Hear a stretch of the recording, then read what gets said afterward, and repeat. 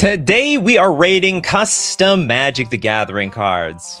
See if anyone makes anything reasonable that someone could actually play in Magic instead of it being completely broken. We're going to start off with One's Future Sight. This is a Wooburg card, Legendary Enchantment. At the beginning of each player's upkeep, that player rolls 2d6, 3d10, and 2d20. What the hell is this? If all dice roll 1, that player wins the game? Each player's upkeep. Oh my god, does it... Come on, does somebody... I guess the flavor text has the odds. How many did you see? Strange. 14,605,000. Stark. How many did we win? We won 1. I get... Oh, does that mean... Hold on, okay. Doctor Strange has the ability to go through, I don't know, forward and backward through time. I'm not exactly sure in the entirety of Doctor Strange's powers. Yeah, the player with the loaded dice. How is it that you keep winning with One's Future Sight? This is a bit odd. I mean, I guess it could work for you too, because it's at the beginning of each player's upkeep. So it's not going to be... So just in case you do have loaded dice, you know, you're at least giving somebody else at the table the opportunity to win with their loaded dice first before it gets back to you. It's a very silly card. I mean, I'm borderline. It's basically impossible. You might actually, I'm pretty sure that if you play with this card your entire life, 99.99% of people will never win with this card. I mean, the odds of winning this are pretty much in line with just winning the lottery, period. You might as well waste your luck on the lottery instead of One's Future Sight, that's for sure. It doesn't say they have to be numbered correctly. What the hell is that supposed to mean? Rakdos, finally a use for those dice I've banned from D&D. The loaded dice. So people are going to make rules like you got to use like one of those towers in order to throw the dice down. It must be a fair roll. That sure combos well with Mr. House President and CEO. I don't know who that guy is. 1 in 14. Oh, is it actually higher? So 1 in 14,400,000 chance to win. So yeah, so it's literally the 14 million meme. Is it a bingo? I don't know. Oh, you want to know what the bingo card is? This is the bingo card today. I don't think it hits any of this stuff. There's no winning the lottery to win the game square on the bingo card. Remember, keep looking out for those bingos. You have to mention them, and then if we hit a bingo, then that means that is a freebie to chat, and the chat loves the freebies. Pedgeman says, I'm fairly sure they calculated the dice to make the odds 1 in 14 million. Oh, is there a 14 million meme that I'm unaware of? Someone's got to show it up in chat or something. Super specific? Oh, maybe. You know what? I could get that, yeah. We need an incredibly specific number to win the game. Okay, I buy it. It is super specific. There's only one outcome of all those dice. Only one outcome. See you later, Toads. Okay, One's Future Sight, but not the first and only card that we're looking at today, because we're also looking at Bacon Catbug. Thanks so much for your super chat. Forsaken Ruins. Command Zone text is anti-Earthbend tech. Exile version is more likely to be the real wording, sadly. I hate Badger Mole Cub so much. This is anti-Badger Mole Cub. Forsaken Ruins. If you want to be Bacon Catbug, you have to join my Discord. Post your card in my Discord. Give it a title. Donate to chat. You have 2 versions of this card. What's up with that? Donate to chat. Give me the name of the title. I look it up on my Discord, and you can be part of the show, just like Bacon Catbug. Forsaken Ruins is a tap, pay 2 life. Put this land into the command zone? What? So is this like a land you can play from the command zone? Search your library for a land card, put onto the battlefield, tap, then shuffle. Then if it's a basic land, untap. Ooh! Basic land, untap it. Otherwise, put a stun counter on it if it has no basic land types. I think it should be all the lands should just come into play tapped. I don't know why you need to have the stun counter, though. Seems unnecessary. I think the soul of this card, which makes it interesting, is it is a land that you can play. I'm assuming you can play from the command zone, and it's basically you have a fetch land every single turn. It's going to cost you 2 life, though. I think it would make perfect sense, or I don't know, like just so that we don't break the game We should start with tap, pay 2 life, and it's basically evolving wilds from the command zone. Can't play it from the zone. It's just to stop it from... Oh, really? It's not a commander. Can't be played from the command zone. Oh, then it... Okay, I see. It's... It's so weird. That's so niche. Now, that's super specific. You just didn't want it to become an earthbended target. Just to stop it from being earthbent and coming back. Oh, I see. So if it's earthbent, you sacrifice it, it comes back over and over again. But I mean, they could do that with fetch lands, can't they? They already can do that. It's a weird way to balance the card. They wanted to stop avoid it being exiled, so Earthbender stops ramping with the fetch lands. Yeah, that's super specific, but we already got that on the bingo card. We wasted on the last card. Forsaken Ruins. Well, I mean, I have nothing against this card. I think it's overly fair. I think it's maybe too fair. But you know what? I like the idea of maybe a fetch land that you can keep playing, like sacrifice Forsaken Ruins. You may play this and exile it. You may play it from the exile zone, but the cost is you have to pay a lot of life, maybe even 3 life for it. Anti-Earthbend could put it on the bottom of the library. That's true too. Can't come back from... Maybe the bottom of our library is the new graveyard. And the new exile. Yeah, instead of exile. Yes, but you can get any land. Oh, is that what it is? Put this land into the commands to search your library for a land card. Oh, good God. Okay, that is... Oh, I see. So this is like the fetch land. This is the fetch land of all fetch lands.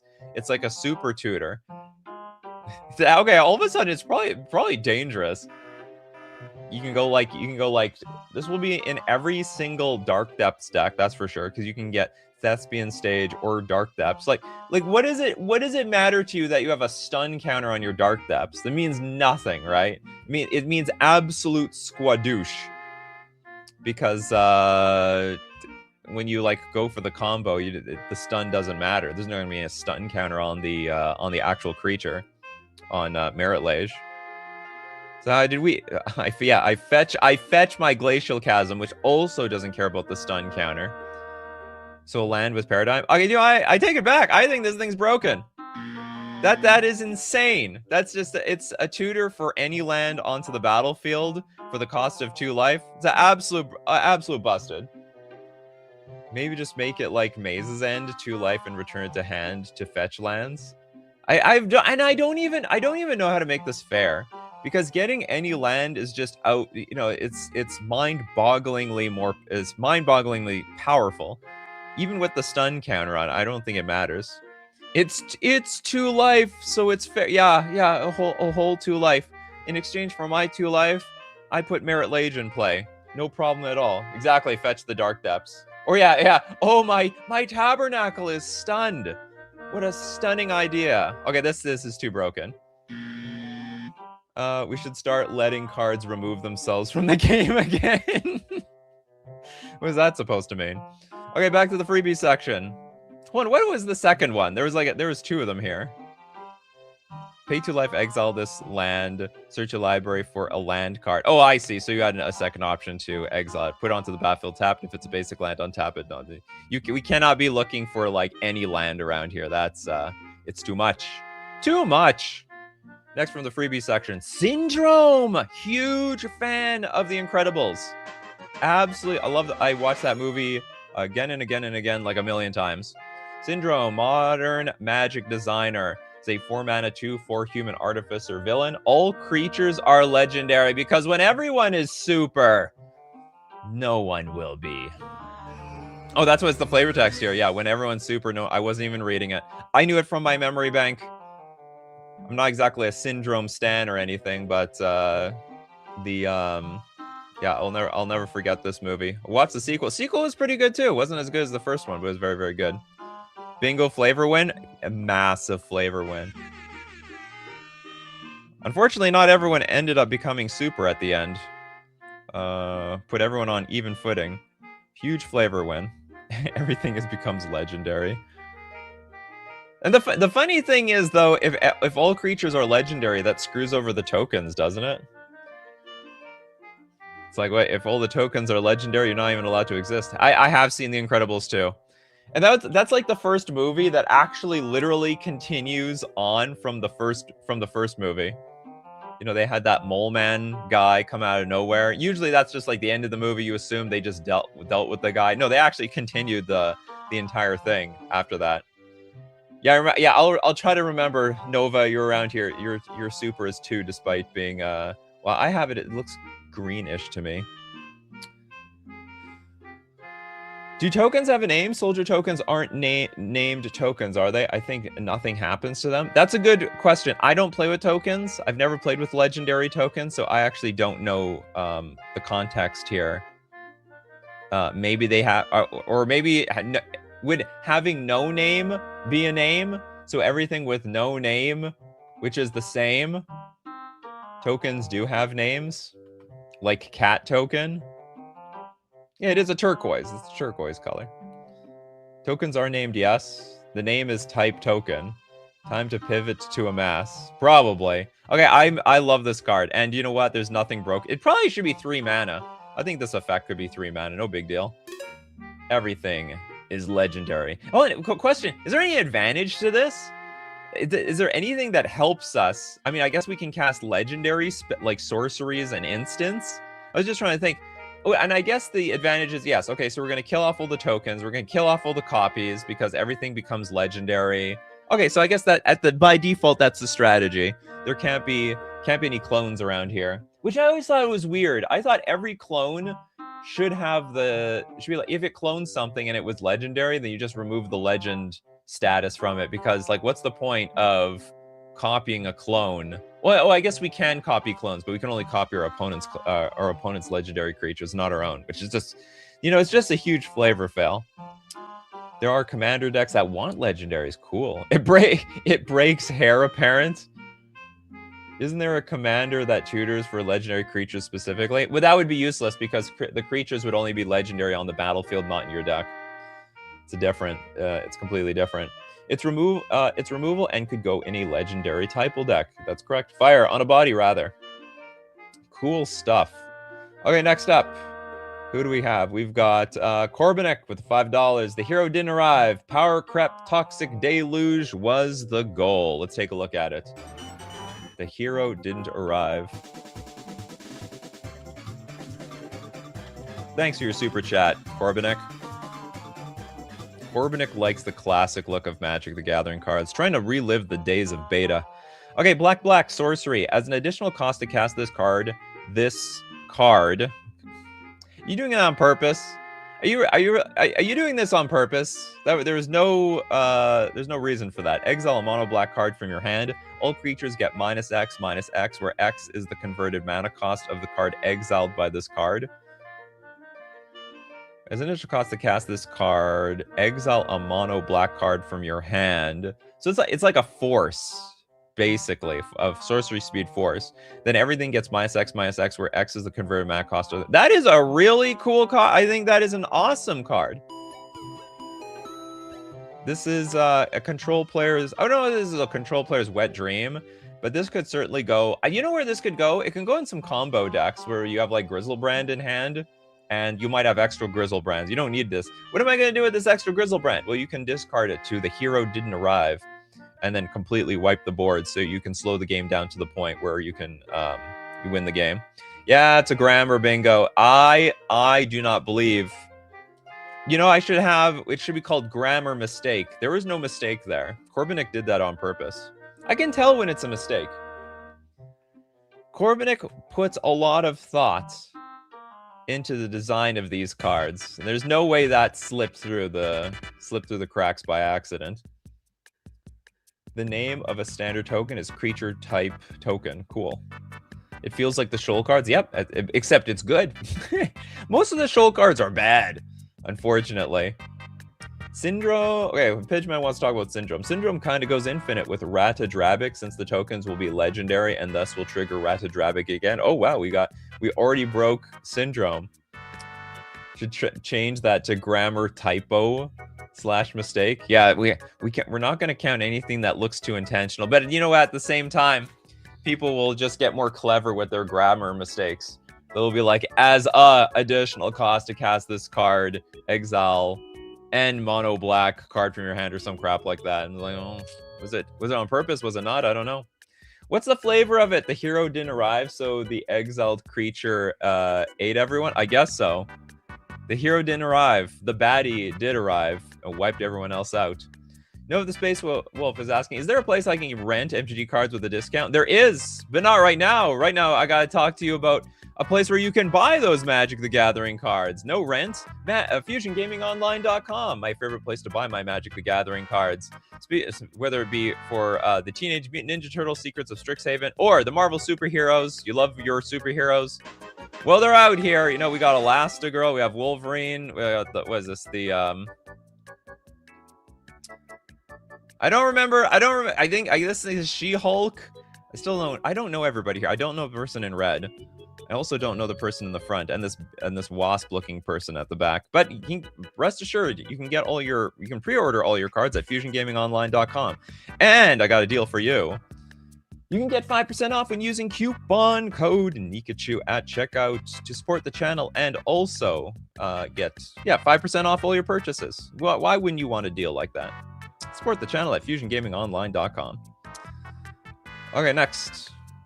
Okay, we're back to the freebie section. Are we back to the freebie section? Is there anything else to say about this? No, I think this is a cool card. I got no feedback. The flavor is a bit weird. Maybe needs some explanation, but that is a it's a great design. King DDD, why not? What the hell is this? Is this King DDD with the Meta Knight mask on? I don't know my Kirby lore super well, but I know that King DDD doesn't have a mask on like that. The Damn Draw says there's too many dang Marvel sets. New York is too common of a realm for MTG. I know. I mean, it's not Magic the Gathering anymore. Now it's Marvel the Gathering, and we are doing the big gathering with the Fantastic Four and everyone else just coming in together. They're all sort of magical, you know? Sure, it's King DDD, why not? Okay, it's a Penguin Noble Villain, a 3/5 creature with Vigilance. Whenever you put a counter of any kind on whatever creature type this set is focused on, oh, it's an uncard. It's got the cracked egg. What even is Kirby? Put that many +1. Okay, so it's like it's a counter doubler, or put double that amount, whatever suits you. For 3 mana, tap, add X mana of any color where X is King DDD's power, and while we're here, give someone a poison counter. I feel like this card is too casual. It's not even like a real card. It's not even an uncard. I feel like the card is just talking to me. Okay, we have an uncard here. We almost have our first bingo. Unfortunately, the last bingo slot is the 2-hour stream, so you gotta wait it out, chat. One new MTG Marvel set per year for the next 7 years. Oh, good God. And you know what? After those 7 years, they'll come out with more cards. It's like, you know what? We could redo this all over again. Why not? At least the Hobbit set is from a Swords. Yeah, I know. I had nothing against Lord of the Rings. Lord of the Rings worked. Strangely, I think Final Fantasy also worked. The cards, they're speaking to me, chat. They're speaking to me. That bingo is inevitable like Thanos. Anyway, I think this card is stupid. I think it's stupid. I'm not even going to entertain this card as a card. Next up, we got Rakdos. If I'm allowed to sponsor someone else, you absolutely can. You'd like to give a shout out to Pedgeman, Unrelenting Force. You absolutely can sponsor someone else. Okay, Unrelenting Force for Pedgeman, taking care of his mother right now. Which is Pedgeman's a good child. Okay, we have Unrelenting Force is a blue instant. This is unusual. Pedgeman usually doesn't design like instants and sorceries. It's mostly planeswalkers and creatures. Oh, why can't bingo? Yeah, that was a dono to chat. 100%. Usually the donos happen later, not earlier. Okay, where are we going here? It was a dono. Okay, this is a blue instant with Incantation. Choose one or more additional costs. You may only choose a cost if all previous costs have been chosen as well. Okay, so we only go up. We can't go back. So we start blue. We have to go here. We have to go to.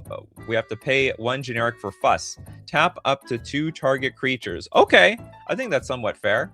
Then if we go 3 mana, we go row. Tap up to 2 target creatures. What's the difference? There's no difference. So for 3 mana, we can tap 4 creatures.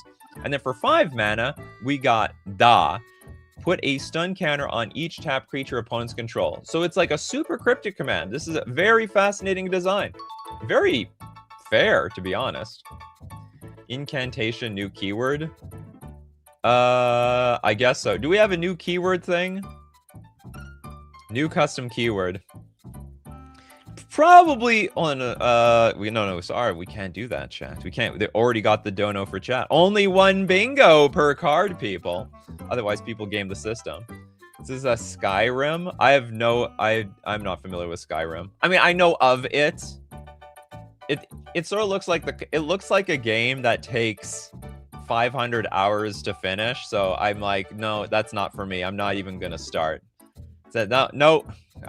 I'm good. Earthusa says we have this from the other custom card stream. Did we do this one? I don't remember this one. It's the shout you use to blow people off mountains for fun. Oh, you can blow people off the mountain. That sounds very rude. Got to walk back up from where you came from. It's a game where it becomes your second life. That's it. Yeah, that's what it looks like based on it. Oh, just the keyword. Yeah. So anyway, yeah, that's every Elder Scrolls game pretty much. I already am absorbed enough by Magic the Gathering. I don't need another game to take up like maybe all the little cracks of time that I have in between. All the little cracks of time that I have in between in my life is spent on bullet chests, so I don't need it on Skyrim. I don't really have any. I wish I knew the flavor of this. It sounds like someone's gonna get blown off the mountain, but I think this is a very good card. It works. Like this is like probably a limited all-star. A great way to use your mana at no matter how much mana or how little mana you have. Sorry, unless you have only 1 mana, then this card is completely useless. Freebie section. The Herald of Malice. This is a double black 2/2 human cleric with Death Touch. Whenever another black creature you control enters, you may behold a demon. If you do, target creature gets -3/-3 until end of turn. So remember, beholding, you can like show a demon from your hand. But it's very interesting card. This is a very, especially demons, they're terrible for the most part. I know there's a lot of demon stands out there. Demons are not that good. They're usually very clunky. The payoff just isn't there. Like maybe the most powerful demon of all time is like Grizzlebrand, and Grizzlebrand doesn't even see a whole lot of play, nearly as much play as it used to. Beholding is cool. It is cool. It can turn junk into gold. More than fair. Demons are expensive. So yeah, like, and that's actually my point. If you have the Herald of Malice in your deck, you actually bridge yourself to your demons if you can get there. Like demon decks just don't have a whole lot of things to do on the lower end of the curve for the most part. Christopher B. Show idea. Rating cards that are worthy. We got that's just weird. Legendary red and or white non-villains. Okay, do you know what? We'll look into that. We'll look into that. I will think about that one. Creatures that are worthy. I have a feeling it's gonna stink, but you know what? Maybe given the Marvel set is coming out and worthy is a very serious thing, people will watch it. That's like it's a super narrow show though. The Damn Draw says he only needs one demon to repeatedly behold it. Spam black tokens, and this is a board wipe. They can be in your hand 100%. Demons got a nice commander in Final Fantasy named Arden, the Usurper. But yeah, that deck doesn't really go fast unless you have Cabal Coffers and Uborg and a lot of other stuff and a lot of Swamp. Oh yeah, that's why you have the Urborg. Nova the Space Wolf says, it's funny to me that Legends of Runeterra tried its hardest to rename keywords to not be the same as Magic, yet Behold is the same between... Oh, wow, is it really? It's identical? Who's swiping what from who? I mean, I assume Magic is stealing it because Magic just adopted this thing. Legends of Runeterra might have been on Behold a long time ago. Kano, then nominate the most evil legendary Boros cards. Guess that's how that show's gonna work out. Runeterra did behold first. Oh yeah, it's you know what, I'm fine with that. You know, like so many other games have been stealing from Magic for years. It's about time Wizards steals from other games. Come on, Wizards, get your game on. Everyone's swiping your best stuff, and you don't swipe their best stuff. Or maybe that was also their just way to spite Legends of Runeterra. Those stealing jerks. They're jerks. Okay, next. We got the Damn Jaws with Chip Away. Let's look at Chip Away.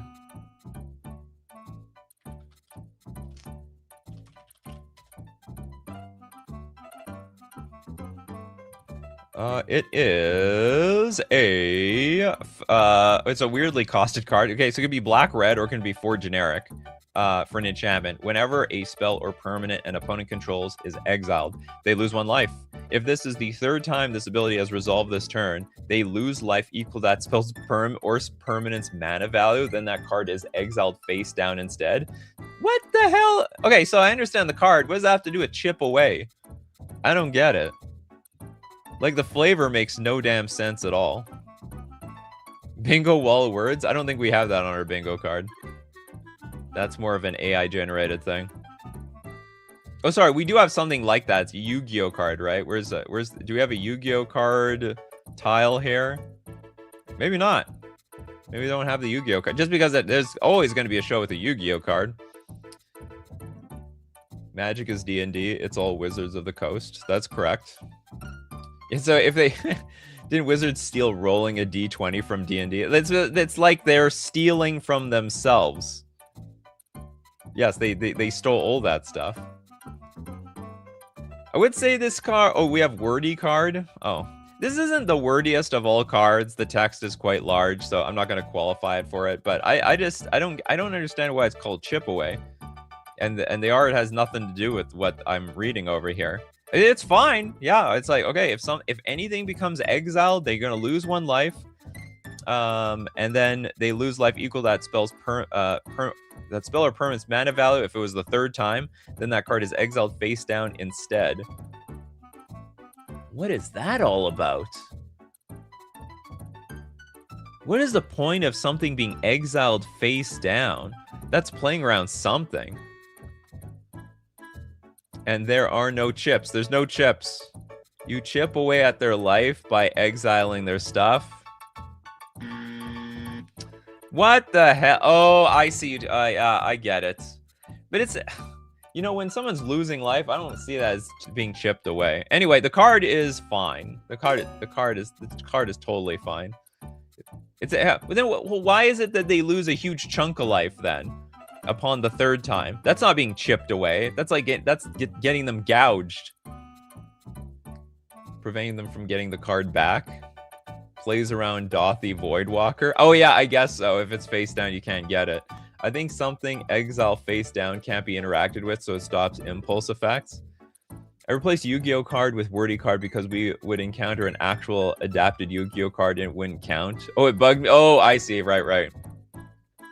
Because it was technically a Yu-Gi-Oh card, but not Yu-Gi-Oh in the flavor of what it's supposed to be on the bingo card.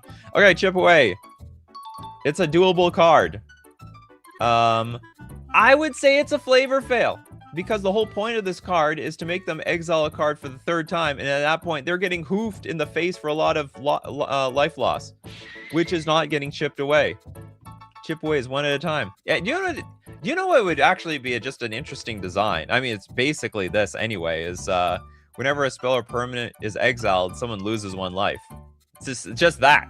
And you can make it like 2 mana or whatever, or even 1 mana. Why are Yu-Gi-Oh cards so darn small and wordy? It's a double whammy. Well, because I think it's because they don't want to give mechanics to anything. They just want to explain everything out on the card, so you don't have to memorize mechanics. If anything, I think that's a good thing. It needs a trigger that occurs more commonly to really drive chipping away. I did not improve the card. That's just an alternative way of designing this card. Many chips cause a large wound. I don't buy it. Next to the freebie section. Warlord's Monument. This is a red artifact with Conquer. So this is like, I guess this is in a new, like, how do I put it? It's like a new prepared mechanic. Oh no, it is prepared. Whenever an opponent could attack but does not, Warlord's Monument becomes prepared. Ah. Wherever an opponent, well, this is probably like really easy to activate. Then we have Conquer for a white and red. Sorcery, destroy target non-land permanent if you attack this turn. Interesting. And easy to pull off, actually. To be honest, it's just Vindicate. It's clunky Vindicate because we were spending 3 mana on it between the red and this 2 mana. And we do need someone to not attack, and then we need to be able to attack. So, I mean, this is perfectly fair. It is more fair than I thought it was going to be, that's for sure. The problem with Yu-Gi-Oh! Is that they need to account for prior sets, so modern Yu-Gi-Oh! Cards, half the text is a restriction to stop the card from going infinite or being too broken with the past. Yeah. The art is well done, 10 out of 10. We need to bring Photoshop back. Photoshop is great. Sorry, not Photoshop. MS Paint. Bacon Catbuck says, this is broken. Could attack is poorly defined. Seasons of the Witch is broken because of it. The ruling literally says make stuff up. I don't get it. Whenever an opponent could attack but does not. So if you had the opportunity to attack but you don't. I think that makes a whole lot of sense. I don't think it's poorly defined. Season of the Witch is based on individual creatures. Yu-Gi-Oh! Is afraid of keywords and formats. That's why it's like this. Bingo 10 plus mana. What, for this? What are you talking about? Doesn't cost any mana. This is 3 mana at most. This is based on opponents themselves. Yeah, it's specifically the opponents. So it only triggers during every declare attacker step. Whenever an opponent could attack but does not, Warlord's Monument becomes prepared. I suppose so. Every declare attacker step becomes prepared. I don't know. I don't think you can become prepared again. But after you conquer, hold on here. Hold on. So basically, hold on. So after we destroy target non-land permanent, this is still on the battlefield. We could do this again. We could pass the turn. If nobody's attacking, then I have the option to conquer again. But you can only do it once per turn. Or once per rotation, because it is sorcery speed. Should be an end step trigger. Oh, I see. So at the end of turn, if nothing attacks. Okay, I can get behind that. Yeah, prepares every turn. But you can only use it once. It's not like preparing doesn't stack. I couldn't see the planes and I thought it was a 10. What? I don't know what you're reading here. That's okay. What happens if they have no creatures? Does that count? Yes. Oh, I see. Whenever an opponent could attack. Okay, so do you know what? The way this is worded, it looks like there needs to be a creature on the battlefield. Yeah, what if they have no creatures? Does that count as not attacking when you could? What if the opponent has a haste creature in hand? Oh, no. It will never take that context into account. It's only based on perfect information. So I assume, yes, if they could attack. I mean, there's 2 ways you could do this. I think it's worded fine. If you had a creature that could attack and you don't, it becomes prepared. On the other hand, you could word it like if a creature at end of turn, if a creature didn't attack, it becomes prepared. But that I think the problem with that is that if you go with the end step one and you play it for a red on turn 1, it'll instantly become prepared and it'll be instantly a huge pain for the rest of the game. I think it's better worded that there was a creature on the battlefield. It has the option it has the ability to play around this card. To me, it looks like they need to have a creature on board that isn't summoning sick and isn't prohibited from attacking. Correct. Yeah, I would say so. But if it says opponent, so if they have many creatures and attack with one, they have attack. That's correct. If they attack with just one creature, negates the preparedness. Doesn't get prepared anymore. What if you have all tap creatures or defenders? Then they couldn't attack.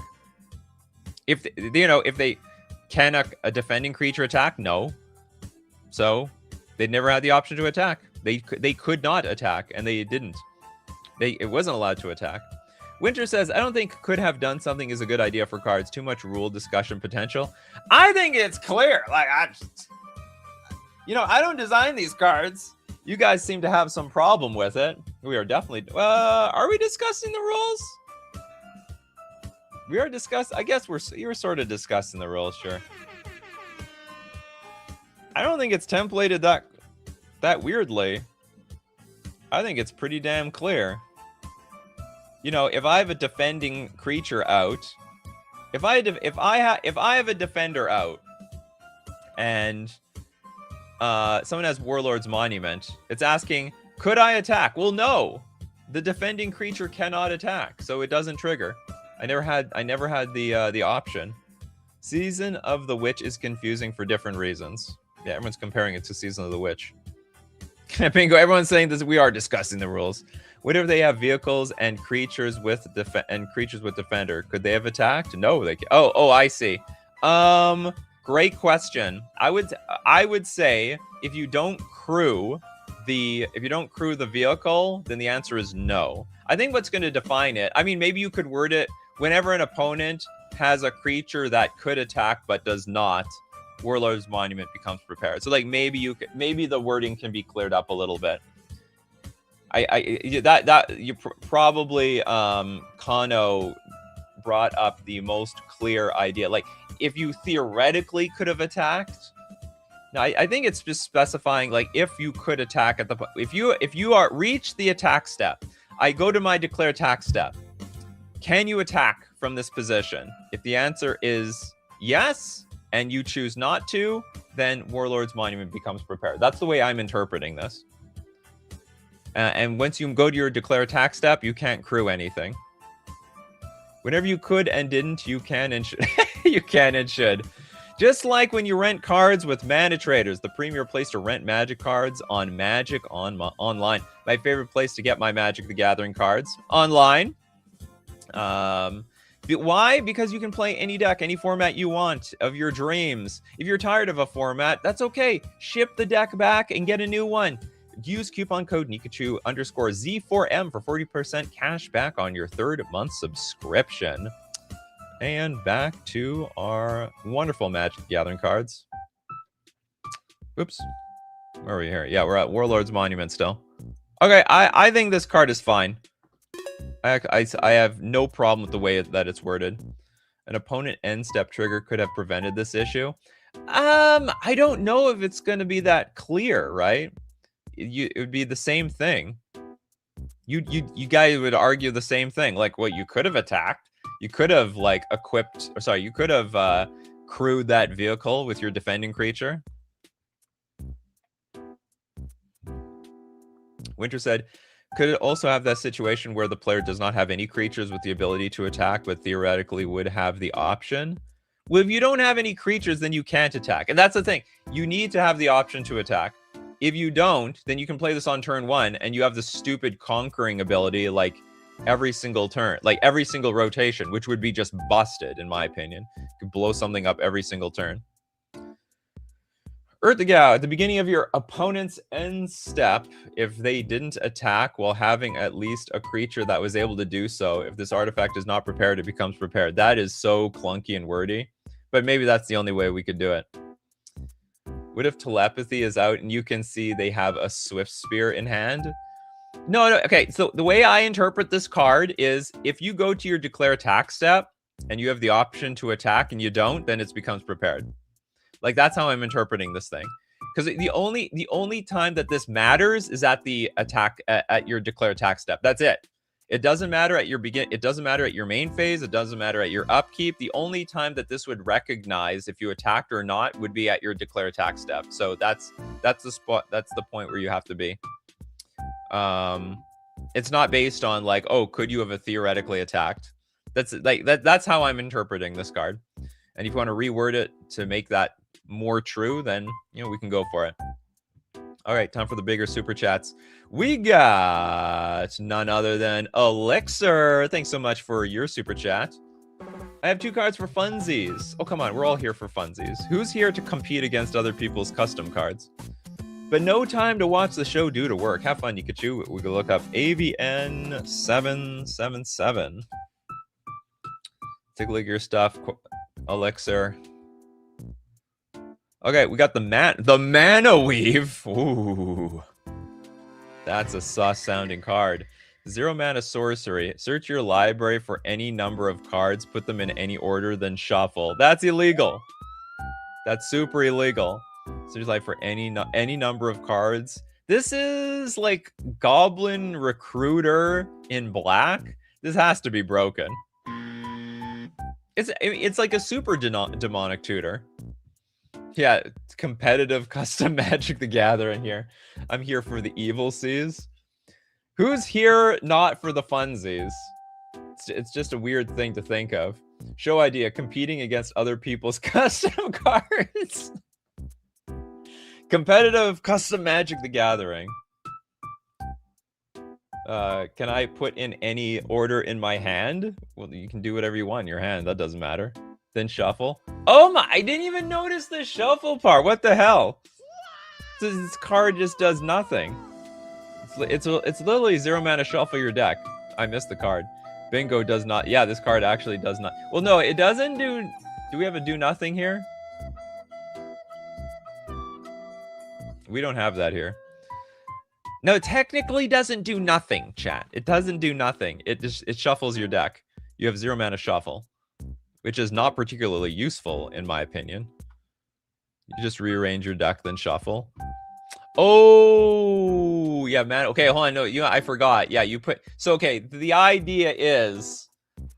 Okay, hear me out, chat. We're gonna cheat. That's the idea. You're gonna sort all your lands and all your best spells as evenly as possible through your deck. Then you're gonna like shuffle just like once or twice, and then hand it to your opponent for a cut. And basically, everything is still ordered somewhat evenly across everything. Across your deck. Why are you doing it? I think it benefits me. It's cheating, but I perfectly randomized afterwards. No, you didn't. That's the point. They think they randomize afterwards, but they don't. That's why it does benefit them. No, okay, no lie. So I was at the last time I played Commander with like a new group of people. We were talking about mana weaving, and like one guy asked, "What's mana weaving?" It's when you sort all your lands and all your best spells throughout your deck, and then you like barely shuffle it so you can increase the odds of you having good hands. And he's like, "I do that all the time. I didn't know that was cheating. I was doing it for years." As he continues to do it all night. It's just a Commander thing. Oh, and the discussion came up because one of my friends was mulliganing over and over and over again, and I said that proves you're not cheating. And he's like, "What do you mean?" Because like most Commander players mana weave to prevent that from happening. So we have one friend who has to mulligan to 5 every game, and they have another person who's mulliganing, who never mulligans, always has the right hand. Isn't this just cheating? What you are describing? Yes, it is. But like most people, well, it's like it's easily the most common, like it's like a rule 0 that no one even talks about in casual Magic. It's not cheating if it's not caught. Oh. Jack Slayer says, "I don't mind this, but I would want the card to have you can only have 1 copy of Mana Weave in your library, so I don't have to sit through that 4 times." Well, I mean, it's made for Commander, that's for sure. Bandit Keith approved. So you don't put the card. So you don't put the card you shuffle back in your deck. You can remove cards from your deck. Oh no! You're just ordering the cards the way you want to. I always stick to 7 riffle shuffles once I read that is the amount you need to perfectly randomize a deck. Technically, that's for like a 52 card deck. Technically, for a Commander deck that's like 99 cards, you actually should be doing around like 15 times to perfectly randomize a deck. But you know, whatever. 7 is more than what the average Commander player does. That's for sure. Okay. We're Mana Wave. What's the next one? Trevor Humphreys. Now, technically, he wasn't a mana weaver. He was just literally stacking decks. Okay, we have a 6 mana 2/2 human villain. Whenever a player shuffles, you may search that player's library for a card and put it on top of that library. This is basically how he was cheating. He would stack people's decks. It was quite remarkable. It was one of the most aggressive, most powerful cheats in all of Magic the Gathering. Entire collection for sale on a 4-year sabbatical. I guess I'm just as bad as all the nasty criminals of the world. Yeah, the censored murderers, felons. I'm so bad, I forgot I was the only one who knew how to sin. All you underground dojo keyboard cage fighters won. Yeah, I messed up. I gave in to temptation. I am human. I didn't threaten your personal life, your women, or let's play the game of how do we publicly punish Trevor? A 4-year sentence? It's a freaking card game. Yeah, all the media fire. You guys really got your justice. Effing clowns. And that was the end of Trevor Humphreys. All right, I approve of this card too. Very expensive card, I must say. It's so expensive, it doesn't make it particularly useful. There's a bit of effect in that card. Nova says, was playing Commander on Tabletop Sim about a week ago, caught a guy searching his library to see if he had the win coming up. What the hell? When we told him he was cheating, dude told us to suck his dick and we left. I would bet that Tabletop Sim has like those. Sadly, there's a lot of cheating going on in those things. There's not a lot of people know it, but like the more casual you get in Magic the Gathering, the more increased chance that there is cheating. I think we already got a flavor win already. Flavor win has already been won. Too many flavor wins. Oops. Too many flavor wins today.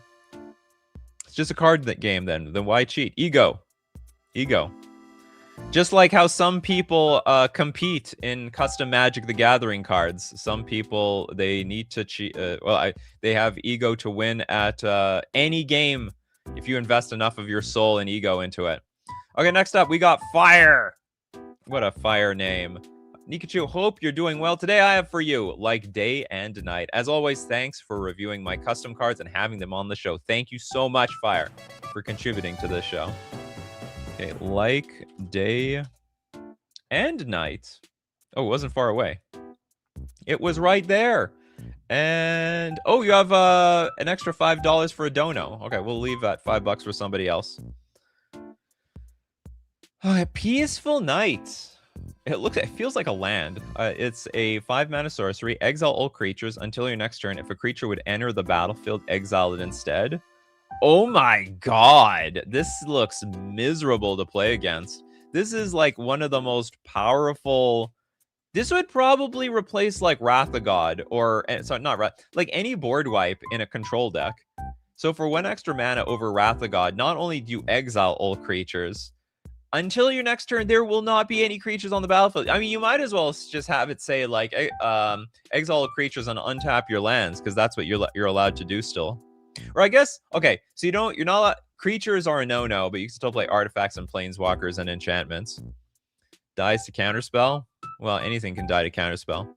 This could cost at least 1 more. I think this is really strong. I would not want to play against this card. It's very anti-creature. How do you cheat at competitive custom MTG card creation? Someone will find a way. Well, some people, you know, the pay-to-win people already have a giant advantage over the non-pay-to-win people. Leon Corgi says many cheating events such as stacking the deck would have been prevented if the opponent cut the deck each time. Yes. Or shuffle it. Corbinik says this would replace Supreme Verdict or just push them into the sideboard. It would be a different card. Like Supreme Verdict still like beats any deck with counter spells, but this is really strong. Like it's unbelievably powerful versus another creature deck. And I'm just thinking, do we need this? Are creatures taking over the game? Maybe creatures are starting to take over the game, and we need to push our way to like better spells. I don't think board wipes are what they used to be. Protopon says, hope your next turn has haste to go in immediately. So it's got to be like the turn after that turn. The Poltergoose. Why not run this and farewell? Well, yeah, why not?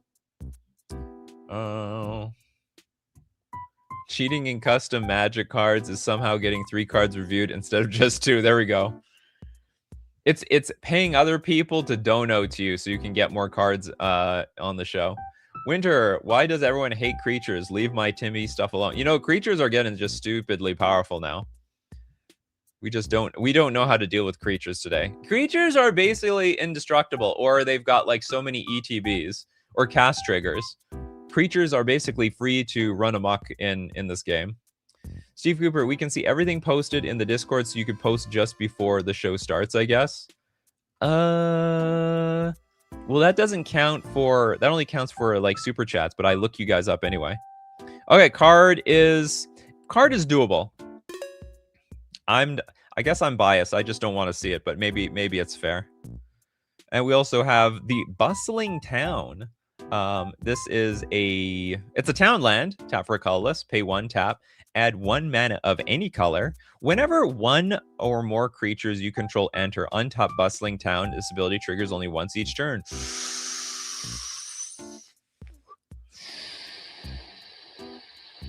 This sounds like it could be really abused. Sounds like it could be abused big time. Now, the interesting thing is, so, like, you can't use it to necessarily ramp on one card, and it's still colorless mana one way or another. So the way I'm thinking of, if I have an idea, is it triggers off of, like, a bunch of tokens entering the battlefield. So let's say, like, 20 tokens enter the battlefield.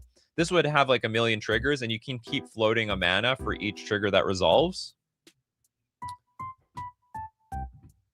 Hey there, Johnny Katz. Good morning. Hope you're doing well, too. Power creep. Yeah, creatures are being power crept all over the place on a regular basis. What worries me is it's once per turn, so they don't... okay, untap the ability only trigger. Well, I don't get it. So hold on. What if 20 cards enter the battlefield, so it just triggers once? Untap this ability. Yeah, okay, it only triggers once per turn. I'll do it on my own. Nikachu misinterprets card instantly. Yeah, it says it only triggers once a turn, though. You could also blink it. Nah, well, that's too much work. I'd run this in slivers or Slivdrazi. You mean that playtest card? Marcio, I guess you can use Earthbend and land sacrifice someone to make it go infinite. Yeah, okay, so it's just like a little extra mana. I don't even know how you use the extra mana then. Well, no, it would be good. So like let's say you have 5 mana in play, but you have 2, 3 creatures. You can spend 1 creature to cast. You cast 1 creature off Bustling Town, then it untaps, and you have 3 mana for the second one. Yeah, at least read the super short cards fully. Is there a way to blink land? Yeah, earthbending and letting the thing die. Good maybe with Vidalcan Orrery, maybe. This is too good. I don't know. It's probably not too good. It's an interesting card. Okay, you know what the problem with this card probably is? It should go in every deck. It's like the new default land that should go in like any and every deck possible. Plus, it's like a super mana fixer. It's just 1 extra mana for a second card. Yeah, for a second card each turn. As long as the first card is a... Yeah, oh yeah, the first card has to be a creature. It's Ancient Tomb with extra steps. Yeah. You got to pay something up front with this card. Okay, cool. I approve of this card. It's possible this card... I mean, it's not broken, but it's possible this card is just a rudely designed card because of the potential it has to be thrown in any and every deck. It becomes like a default card you have to put in your deck, like Soul Ring. Raktus! What do you got for us, Raktus, today? Had to dedicate some cards to one of my favorite characters across the 135-hour run of Timed Universal Century Gundam. We got Sima, Gara How Mayfly of Space, whatever that is. Oh, we got, and it's an animated card. And you also have Sima's is it pronounced machinations or machinations? I'm not sure. Because I'm sure it's because of machine. Okay, so what do we got over here? This is a 4 mana 2/3 human pirate. Arr, matey. Flying in menace. Very hard to block. Opportunistic. At the beginning of your post-combat main phase, you may sacrifice a creature. If you do, draw a card and each opponent loses 1 life. That's pretty good.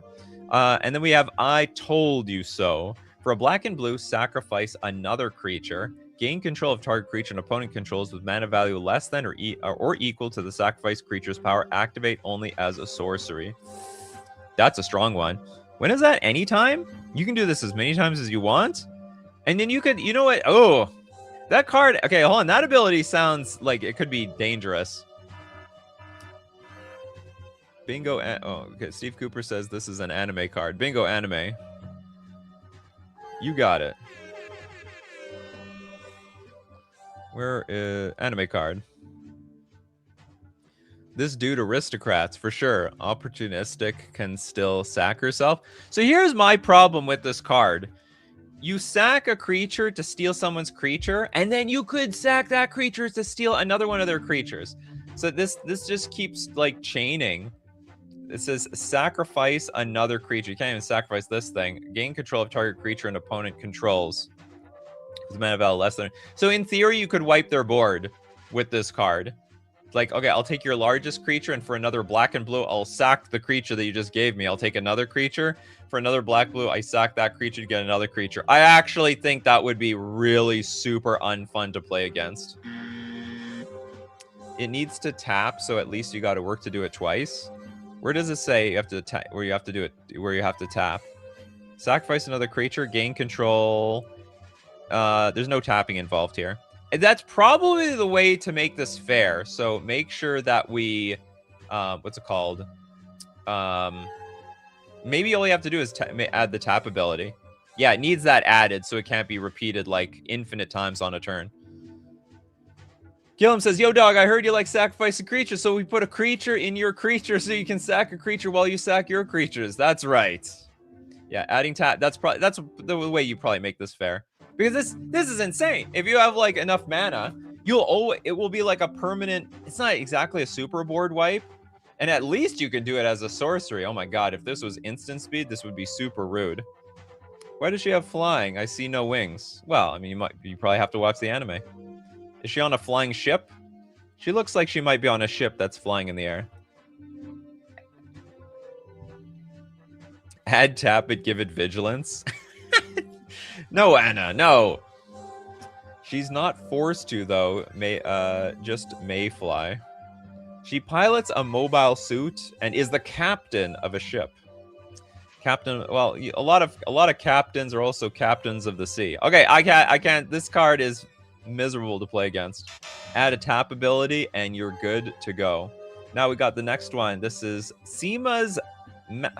I think it's machinations or machinations. 2-mana instant, counter target spell unless its controller sacrifices a creature. This sounds terrible. Unless it's control. So hold on, what are we trying to encourage someone to sack something? How about sack 3 creatures? For 2 mana, I think it should just be like, or is this too strong? I don't think this is too strong. Like if they invented black-blue counter target spell, would that be too strong? I don't think so.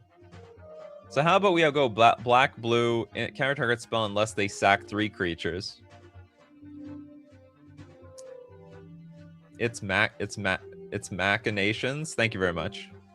Flying is fine. There is a card in Ether Drift with flying, but the photo is a car driving a racetrack. That's right. The picture doesn't always match the what the card does. Everything in Gundam flies. She's the mayfly of space, so she may fly. A little bit of joke there, huh? Letting your opponent choose is never good. It is true, but this is a no-brainer. Like, do I want my spell to resolve, or do I want to sacrifice this dinky 1/1 token? I'm just saying, like, this card is fine. It is underpowered as hell, though. It's super underpowered. Maybe make it sack 2 permanents, so it's more of a real choice. Or how about they have to sacrifice a non-creature? I don't know. I think the card... well, anyway, this card is doable. I'm just saying this card is supremely underpowered. Like, I'm trying to think. Giving your opponent a choice is never good. But maybe there is a world where, like... Counter spell, well, yeah, so you're either going to counter the spell that's being cast, or you just get them to sack a creature, so it's still a 1-for-1. It's a weird card. We had a whole show about cards that don't fit the art. It happens. Or make it non-token creature. I still don't think that's going to change much. That looks like the counterspell they used to give block formats. Yeah, okay, doable, but like very underpowered. Could power that up big time. I would say I would not argue with the card getting like, you know, you have to sacrifice 3 creatures, like something that's actually punishing or make it close to a counterspell. Next up, we got Kano. It's Peter the Lost and the Toll of Aggression.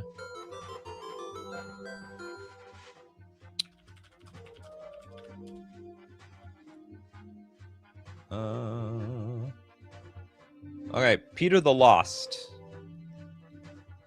I never heard of them. That's how lost they are. It's a 3-mana 2/3 human child rogue. Flying, prowess, protection from pirates. Oh, is this Peter Pan? I think it's Peter Pan. Other children you control have flying, prowess, and protection from pirates. Why do they have prowess? I don't remember them having any like battle skills or anything in Peter Pan.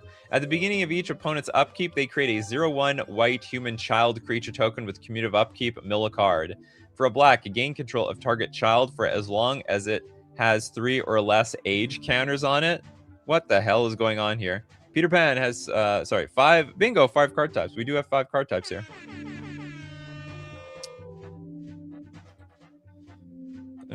5 words a name. Nope, 5 card types. Are there any other children in MTG? I mean, technically, but not. They're not counted as a creature type. You know, it's cards like this that would like force the errata of like 1 billion cards into the past. Why aren't Franklin and Valeria child cards? Anyone? Anybody? The Lost Boys rely on Peter's magic to do their shenanigans, which I guess prowess could represent. Not really. Peter Pan fought the pirate dagger versus the sword. Well, he's the... Okay, I understand he can have prowess. I don't see random untrained children having prowess. That makes no sense to me. Child is a real type? Wow. There are children in Infinity. So what is this, an uncard? Also, this creates problems with violence against children. I will kill your child. With terminate. I'm terminating your child. Or go for the throat on your child. Yeah, that sounds so wrong. I'm going to play go to the throat on your 0/1 child. Prowess is just cool combat abilities. It doesn't really need to be spell related. Also, Pyre is a... Pyre 666 is a cool username. It is, isn't it? Bolt, yeah, Bolt the child. The Lost Boys do defeat the other pirates.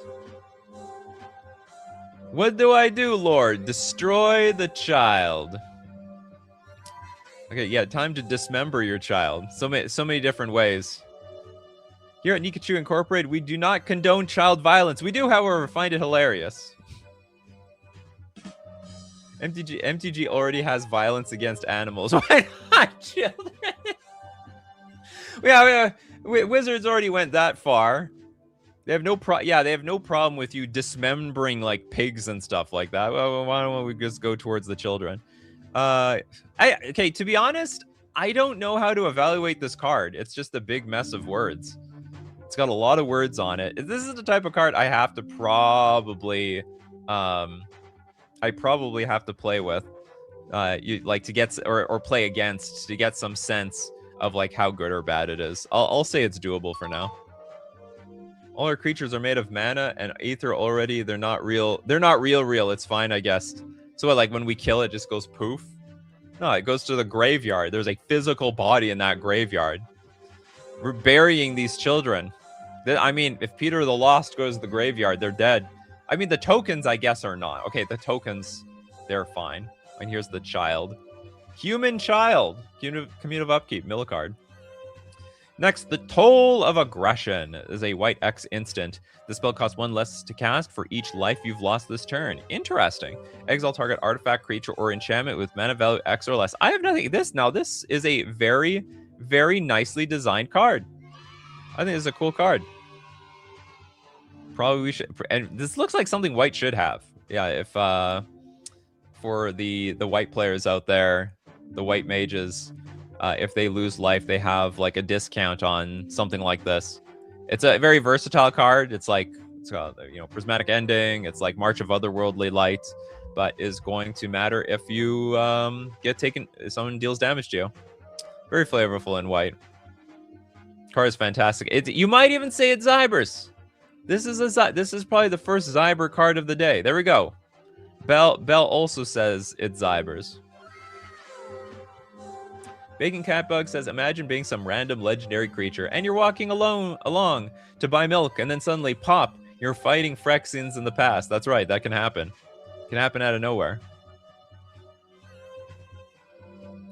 Legendaries have some memory and awareness. Some memory. Okay, I got no other. This is a very clean and straightforward card. And what makes this even better is if you're up against an aggressive deck, if they have anything that's relatively big, you can exile it for very cheap. So this is what I actually like. Against a very aggressive deck, you could very easily pay 1 white to deal with one of their attackers, and you still have mana left over to deal with more. And we need cards like this to deal with this. And it's flexible. You can hit artifacts and enchantments as well. We don't pull Planeswalkers, though. We only create a copy of them from the Blind Eternity Ether. Yeah, I don't know how the lore works there. And I'm not even going to try to guess. Next, Nova the Space Wolf. With Kale, the Winged Protector, and Kale, Bringer of Justice.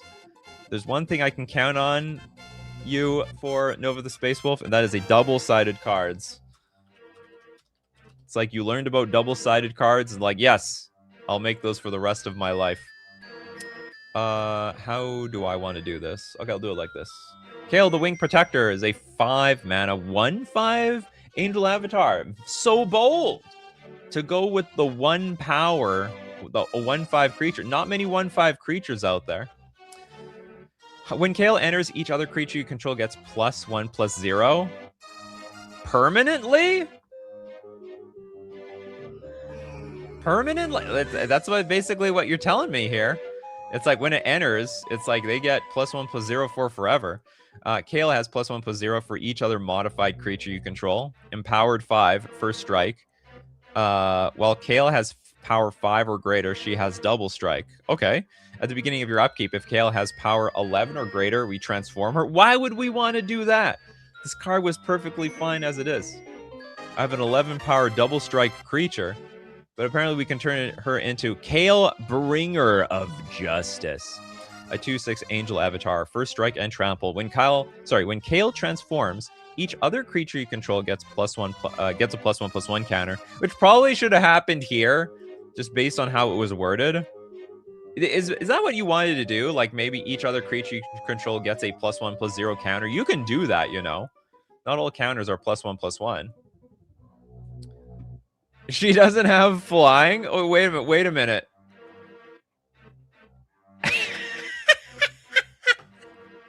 You're right. We got wing. It looks like she's flying, but she's not. It's just a cosplay. You know what? It's just for show. She's a fallen angel. Maybe not every angel flies. The wings have been clipped. Bingo, new custom keyword. I'm pretty sure we have the new custom keyword. Oh, no, we don't. Okay, custom keyword.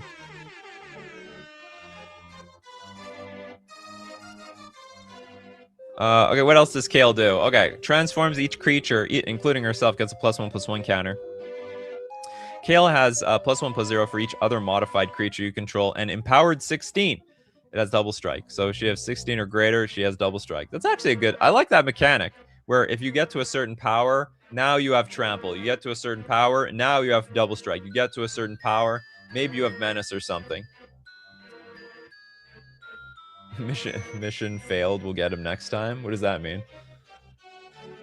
She should bay creature chicken. Oh yeah, chicken. Winged creature that does not fly. Is the empowered right? Says first strike, but the reminder text says double strike. Oh, so for the first one, maybe that's true. Empowered 5, first strike. Oh yeah, probably that is supposed to mean first strike, because honestly, if at the beginning of your upkeep, oh, I guess okay, it's a weird card. I would think that you would want to Honestly, I would never want to transform her. Just keep her as she is. But I guess she's just a better version. Yeah, so I think the first one was supposed to be just first strike. And the second one, Kale Bringer of Justice, is the double striker. Yeah, first strike on the first side, double strike on the second time. Got mistyped. Neat idea. Like, very, very neat idea. I don't... Okay, question. Was this on purpose? Like, when she enters, each other creature you control gets +1/+0 permanently. I think it would be better as a counter, just because you have to remember this for an for forever. And also, I believe that would count. Would that's... I don't know if everything just has +1/+0. Is that considered modified? I don't know.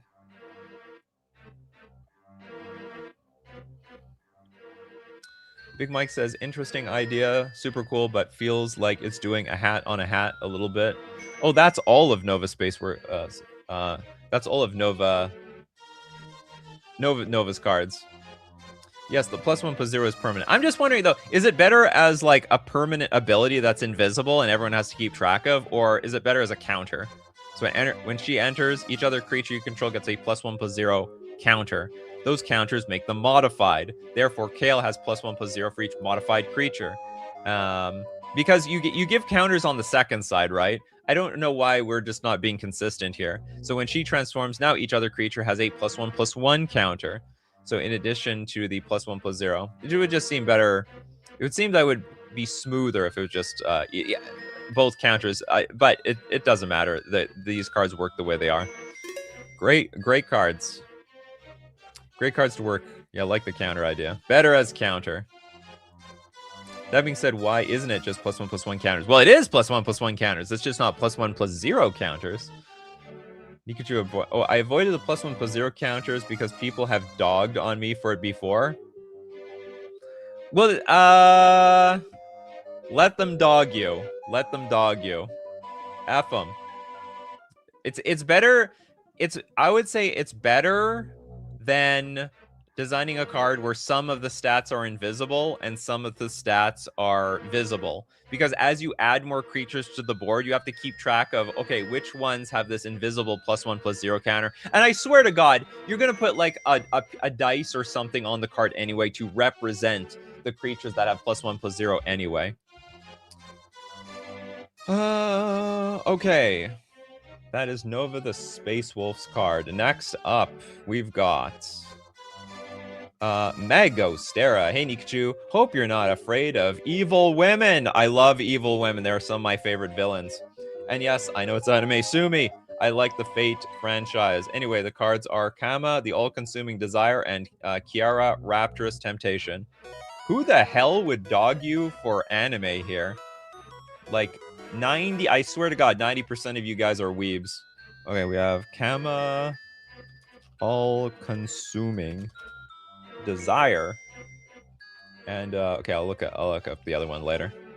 Okay, Kama, All-Consuming Desire is a 2-mana 3/3 Demon God with multi-kicker of 2. Wow, we're bringing multi-kicker back. To damn draws, evil women are redundant. Blue Bomber. Weebs, where? They're here. They're everywhere. You're surrounded. Okay, so when Kama All-Consuming Desire enters, create X tokens that are copies of it under each other player's control. Oh! Except they aren't legendary. Oh! Where X is the number of times Kama was kicked. Oh! So everyone's going to get like a bunch of Kama All-Consuming Desire tokens. If Kama is a token, she is goaded and can't block. So this is a weird free-for-all. At the beginning of your upkeep, you lose 3 life, unless you sacrifice a non-land permanent that isn't named Kama, All-Consuming Desire, or discard a card. Oh my God! So this is... this is not the wordy... I'll counter it, but this is... I've seen wordier cards than this.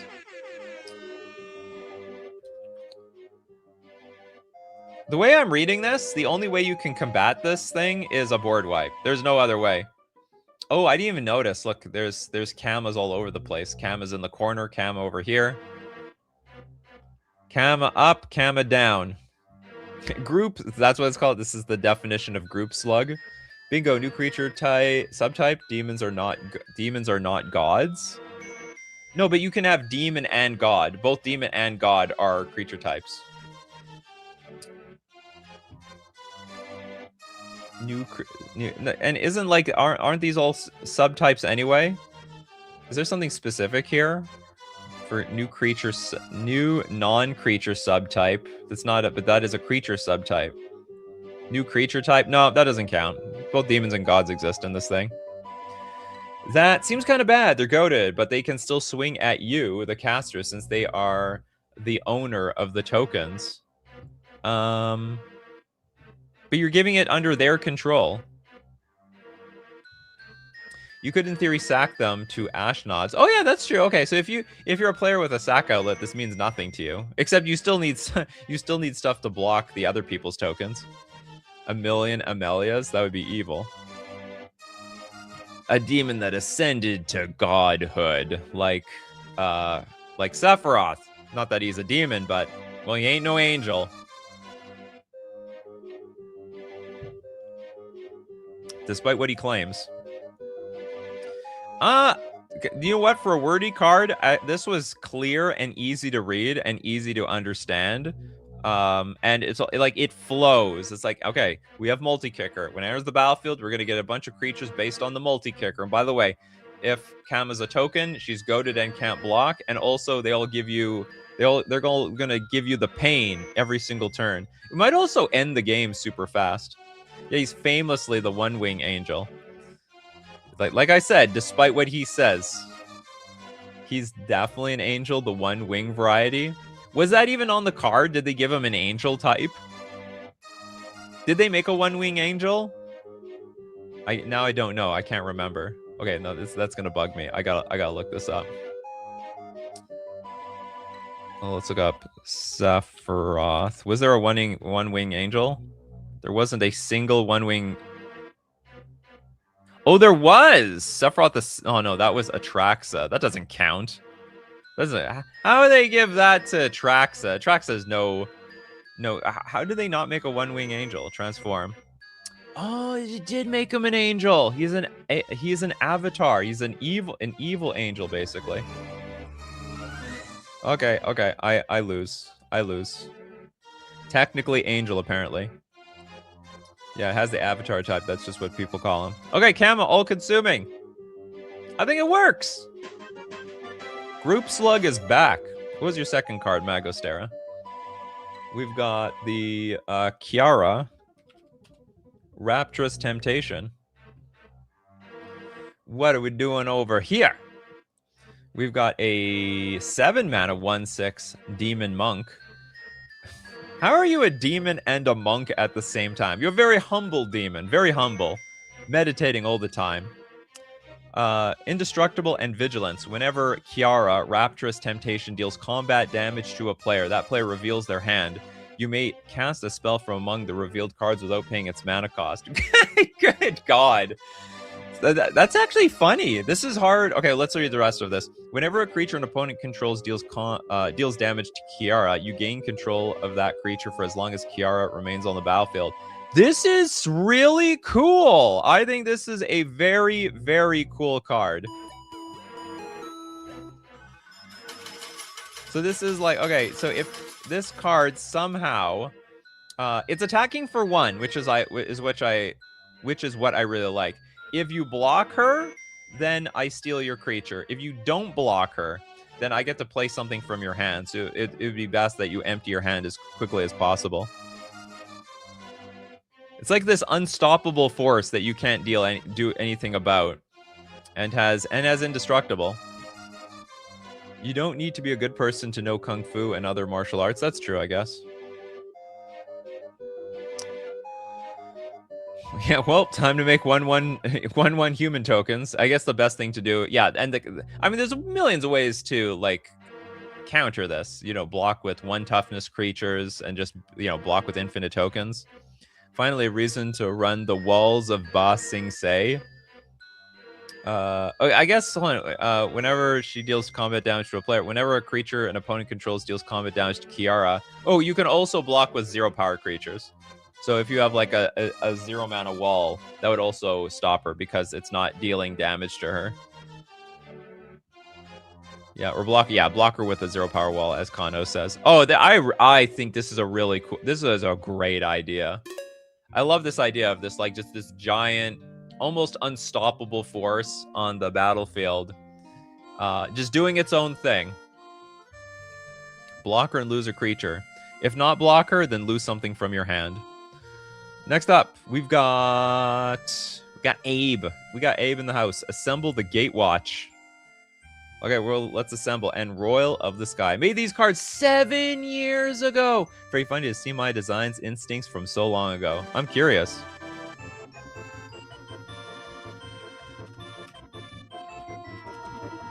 Yeah, people like to share their old cards. Custom Magic the Gathering cards have been around for a very, very, very long time. Wow, look at the resolution on this card is so low. You know it's old. 5 mana for a legendary enchantment. You can't cast non-planeswalker spells.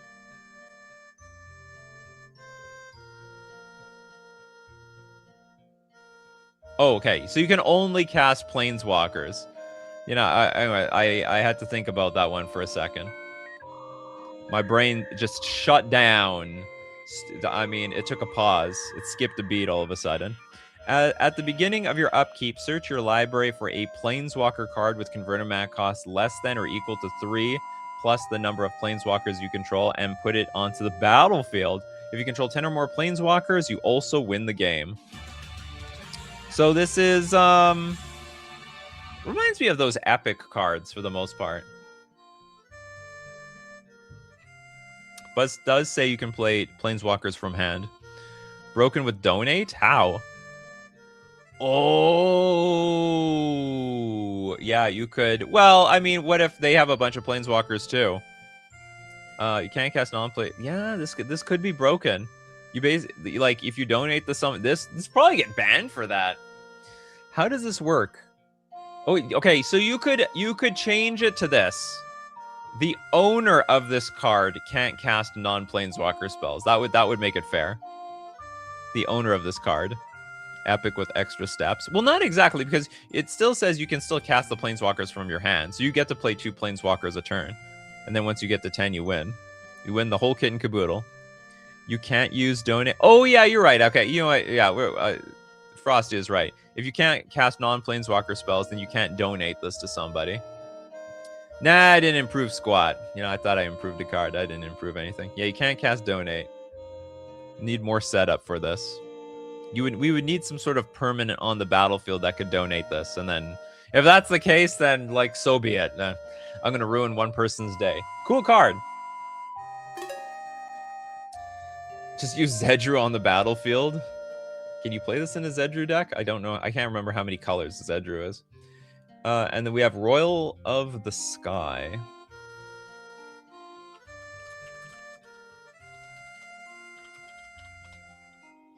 Royal of the Sky is a 4 mana, 3/2 elemental. At the beginning of your end step, if a land you control left the battlefield this turn, gain control of target creature for as long as you control Royal of the Sky. That's broke. That sounds broken. So, like, you can crack a fetch land just to get this thing in play in the first place, right?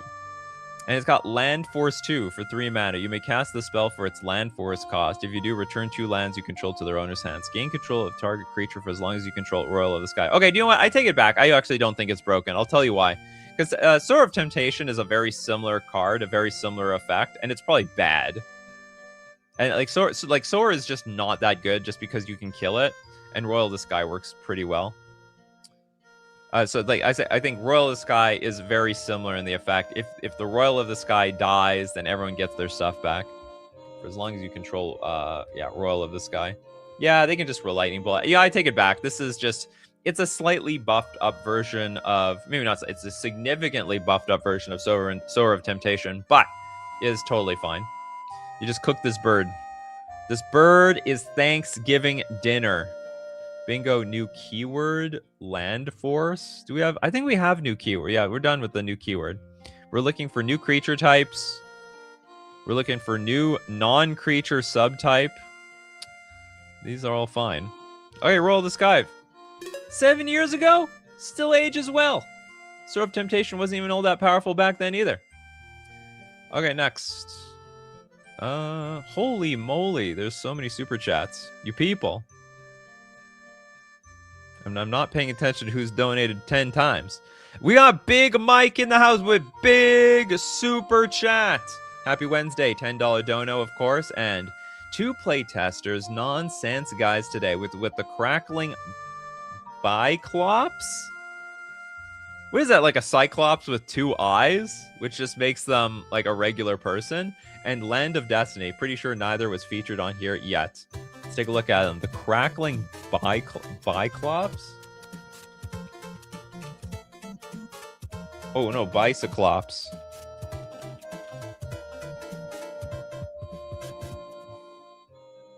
Crackling Bicyclops? What the hell? Look up crackling. I don't know why I can't find this thing. Okay, we got crackling Bicyclops. Oh, it's what's it called? It's a Cyclops on a bicycle. I don't know, is that a good idea? How easy is it to, maybe it's not that big of a deal. I was just thinking, if you have one eye, you don't have any depth perspective. So I don't know how easy or hard it is to like ride a bike if you don't have depth perspective. You can't see depth. Okay, so we Arithusa, I was randomly thinking Bicyclops is a Cyclops shaped like a bicycle. The way I was looking at it is I was thinking it was like a Cyclops with 2 gigantic eyes. You know, these Cyclopses have 1 big eye, so they had like 2 big eyes, but then they're just like basically a regular person. Depth perspective, that's what I was thinking of. Okay, we have start your engines. If you have no speed, it starts at 1, increases once on each of your turns when an opponent loses life. Max speed is 4. Whenever you cast a non-creature spell, this vehicle gets +X+0 until end of turn, where X is equal to your speed. Max speed, this vehicle has haste and trample. That sounds terrible. That sounds awful. If you have no speed, so okay, so and it's a 0/2. So basically, what this card does is it does nothing. It's just a do nothing card. It's a bicycle with engines. What? Yeah. What are you starting? Literally just starting nothing. It's got a little bit of fire here in the background. You see that? I have no comment. I mean, it's a doable card. Literally does nothing. Are you sure you didn't yoink this from the mystery booster? What does this do? It's just a red mana 0/2. And so it gets, but effectively you need. Okay, I guess you could play this on turn 1, and then as your speed increases, this thing gets better, but it's still going to be a long time before it gets to max speed 4. Start your engines should be, yeah, it should be an e-bike. E-bike it is. Okay, the second card, Land of Destiny. Oh, I think it's here in the same group. The Land of Destiny, everyone. This says, oh my god, this thing has like 4 abilities. Tap for a colorless, pay 1. This land becomes a desert, and it gains... Tap, this land deals 1 damage to target attacking creature. That is okay. So that there is a desert like this already. But that's all. So nobody wants to play this card. For 3 mana, if this land is a desert, this land becomes a desert mine, and it gains hexproof. And tap, pay 1 life, add double colorless? Oh no, but you already paid 3 mana for this. If this land is a desert, it becomes desert mine. Oh, I see, but you can do that at end of turn, and now it becomes a soul land. And then for 6 mana, if this land is a mine, it becomes a desert mine tower and gains tap, draw a card. Cool! So it went from desert to ancient tomb to Library of Alexandria. I actually approve of this. This, yeah, level up for... Do we have any level up lands? This is a great idea. It could be... It might be broken in a control deck, though. It literally says straight up draw a card. Better Ancient Tomb? No, not as... You don't get the mana up front. So you have to level it up for... You have to pay 3 mana to get 2 mana. So for 1 turn, you're just going to do nothing. At least it is not as vulnerable as a creature. Yeah, I know. That's the problem with the level up creatures. Like you invest all that mana for nothing when it just dies. Only 1 damage kills Ragavan, so it's good in my book. You already know the colorless decks are fiending over this already. I don't know if they would love this card. I mean, they might play it. Like if I were a Tron or Cloud Post player, do I really need to spend 6 mana to now have? It's more than 6 mana. I have to spend 10 mana to get to the point where I can draw a card every turn. Level Up was just not powered up fast enough.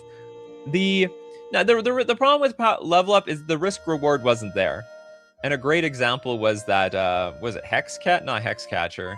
Hex Drinker? Yeah, Hex Drinker, which looked like it was perfectly cheap. It's a 1 mana 2/1 creature, and all the abilities are cheap and all the abilities are strong. Still doesn't see play. It's just not good enough. I think Library of Alexandria is a weak card these days. That's right, Bryce. We need to unban that card. I want it unbanned. But after I get myself a copy. I don't own one yet. Student of Warfare is still the best of it. Probably Lighthouse Chronology is probably the best level up card because that's the greatest payoff. I approve of this card. This is a cool card. Land of Destiny was destined for greatness. All right, now I have to go through all the 1 mana cards now. Do I have enough music for all this? I think I do. Bacon Catbug is back. Because you're the first super chat. Now we see you at the how long has this show been going on for? An hour 31 minutes. Rawonal, the Tide Mine. Sounds like a blue card. I knew it. Oh my god, we have a Merfolk. Finally, Llanowar Elves for Merfolk. Is it? Well, it's 2 mana, so I don't see where the Llanowar Elves is there. This is a 2 mana 1/2 Merfolk Sorcerer. Flash. Merfolk spells you cast have Convoke. Oh. Whenever a Merfolk you control enters, Rawonal becomes prepared. So when she enters, she's prepared. We have Mind Bend. Instant. Change the text of target permanent by replacing all instances of 1 color word with another or 1 basic land type with another. Where the hell is the Llanowar Elves? What part of this card is Llanowar Elves? There's nothing on here that's Llanowar Elves. Would I play this card? I don't think I would play this card, to be honest. The problem is the Convoke is useless because my creatures are always dying, so I can never never play more. Well, maybe not. Maybe this plus the Monastery Mentor, which lets me play. Or sorry, Silvergale Mentor, which lets me put extra creatures on the battlefield, might help. Convoke makes all your merfolk into elves? No, they... What? What the hell are you talking about? That doesn't make any sense to me. Against the Blood Moon decks? Isn't this land removal for 1? Not exactly. Change the text of target permanent by replacing all instances of 1 color word with another. So you can change mountain with plains. So you basically turn the land into a waste if you can turn their land into a color that they can't use. Stop being greedy and running basics. Mindbend is neat though, because Island Walk becomes unblockable. I have yet to make Mindbend function properly on Magic Online. I think it's bugged or broken, and no one wants to repair that card because it's so weird and no one uses it. They're implying that Convoke makes your Merfolk tap for blue when convoking. Oh! I don't see it the same way. Well, this is a doable card, though. It'd be interesting to playtest. It's still tough. It's still a tough thing to ask for. Maybe it's like a spreading seas, though, yeah. The Mind Bend... Maybe the Mind Bend makes it worthwhile, because it's still a random Merfolk, but it also gives me Island Walk. I think I might be underestimating this card. All right, Corbinek, what do you got for us? From life to death. That's how life works usually. Not the other way around.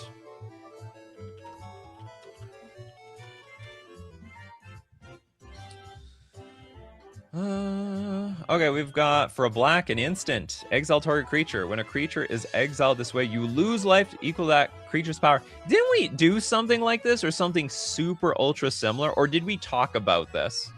Yeah, this is like the inverted Swords to Plowshares.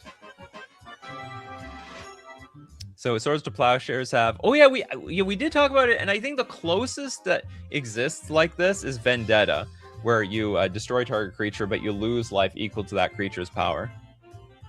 This might be too good. No, I don't think so. Bingo, we did this already. Did we actually do this exact card? Yeah, this is Swords to Plowshare. How is it Swords to Plowshares with extra steps? It's the same damn thing. Great in a Death Shadow deck? Sort of. It's sort of great. I remember we distinctly talked about the idea of this card. I can't remember if we talked about... I can't remember if... Because we were talking about like White Knight and Black Knight, where White and Black basically had the same abilities, but like the inverted version, and this is like the inverted Swords to Plowshares. We certainly did a card with this exact name, From Life to Death. Like, yeah, Legacy would like it.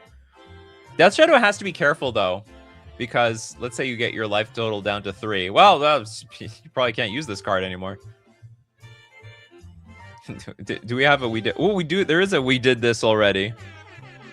Okay, well, maybe not on this show, but on another show. I can't remember. I'll count it. I can't remember if we actually did this card. We did discuss it though. The only life that matters is the last one. That is right. Okay, we did talk about this card in the past. Yeah, wait. Now I can't remember if we talked about it or we literally did this. Well, only Corbinik would know. Corbinik, were you there for that discussion? Did you make this in inspiration of the last show? I'm disappointed it's not an Aftermath card. What does it need to be an Aftermath card for? Man is born, wields a sword, wields a plowshares, then dies. Corbinik, I wasn't there. Oh, then maybe we did do this one. the Mandela effect. Oh, well, okay, moving on. We got Surefire Selves with Ironclad Knight. A very simple line of text that hasn't been done before. Really?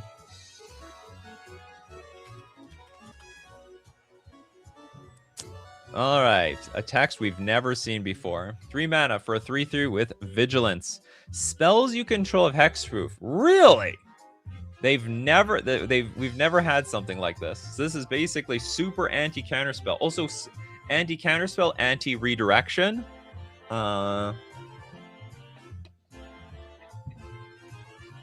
Anti-bounce, because some cards just get returned back to your hand. Anti-memory lapse. No, I think memory lapse also counters too. It should be called Plows to Sword Shares. What? Permanent spells already have hexproof. It doesn't work. Permanent spells already have hexproof. What are you talking about?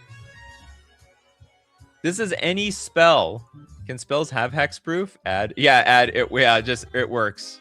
If you don't think it works now. Can't be the target of spell or ability on the stack. Okay. Yeah, something like that. If it needs to. Laughs in Mind Break Trap. I think it would still have protection from Mind Break Trap. Because if you I think it... Oh, wait a minute. Maybe it doesn't. Mind Break Trap. Does Mind Break Trap say any spell? Some cards say any. If an opponent casts 3 or more spells this turn, you may pay 0. Exile any number of target spells. So it doesn't get around it. Target. You still have to target. If it said it did say target. It uses the word any, but it still targets in the end. But yeah, there's yeah, I know. I was on the same. I was thinking the same. We were thinking the same thing. They use the word any, and usually when they say any, then they usually don't target. But in this case, it was any target number of spells. I mean, any non-land permanent that has hexproof can be countered while they are on the stack. Any non-land permanent. Oh yeah, Kana was making that point. Okay, so we just have to word it in such a way like spells you control can't be targeted by spells or abilities. Sorry, spells on the stack. Oh yeah. You usually never acknowledge the stack. Or it could be like, cards being cast cannot be the target of spells or abilities. Unlike Split Second, you can still cast stuff yourself. Yeah, you can still cast stuff, but you just can't interact with the card. Yeah, we know what you mean. But, okay, actually, I know how you fix this. You call it spell hexproof. Just literally, you just We just make something new up. Spell hexproof. That's what wizards would do. It's like, okay, you got hexproof for creatures, now you have spell hexproof, and it works for the stack. Spells you control can't be the target of spells or abilities you don't control. That actually sounds right too. Bingo, but I don't know what one. Anyway, I like this card. I think this is a cool card. It's good design space. Gillum with Mistra, Goddess of Magic. Thanks so much for your super chat. Mistra. We have another blue card. You know I drool over the blue cards, everybody. I drool. A lot of drooling happening today. Mistra, Goddess of Magic is a 10 mana card. A 4/4 god with flash and indestructible. Okay, flash that thing in play. Go for it. When you cast this spell, gain control of all spells. You may choose new targets for them. It's the ultimate misdirection. You may cast instant and sorcery spells from your hand without paying their mana cost. This is a payoff card. This is like a big payoff card. Oh, it's a D&D goddess. There it is. First bingo. The hell does that mean? So better omniscience? Not necessarily. Oh, the 10 mana. We got the 10 mana bingo off.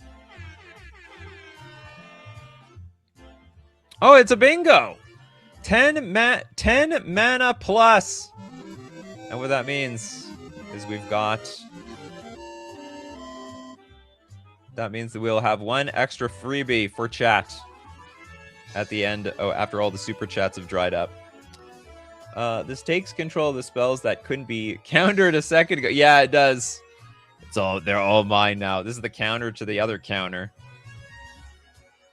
I mean, that's the beauty of Magic the Gathering. You have cards that you think are invincible, and they end up getting interacted with by even more invincible cards. I don't see why we can't give instants and sorceries hexproof. We already gave them Death Touch. And lifelink, actually. Yeah, we also gave them lifelink. Which is just weird. I steal your Emrakul, but you still get an extra turn. Swing at me with 15 squirrels if you dare. Is this whenever you gain control of all spells? Oh, yeah. There could be an Emrakul on the stack. Fascinating design. Fascinating. The ultimate payoff card, though, that's for sure. You know, I think if you spend 10 mana on a card, it should be good. And this is a good one. The damn draws. The Bog of Delusion.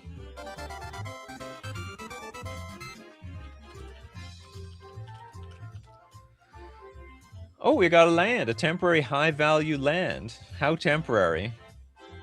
It's got Fading 1. That's very temporary. Cumulative upkeep. Add black for each swamp you control. Until end of turn, you don't lose this mana as steps and phases end. How is this good? This card looks terrible. I can't play it early.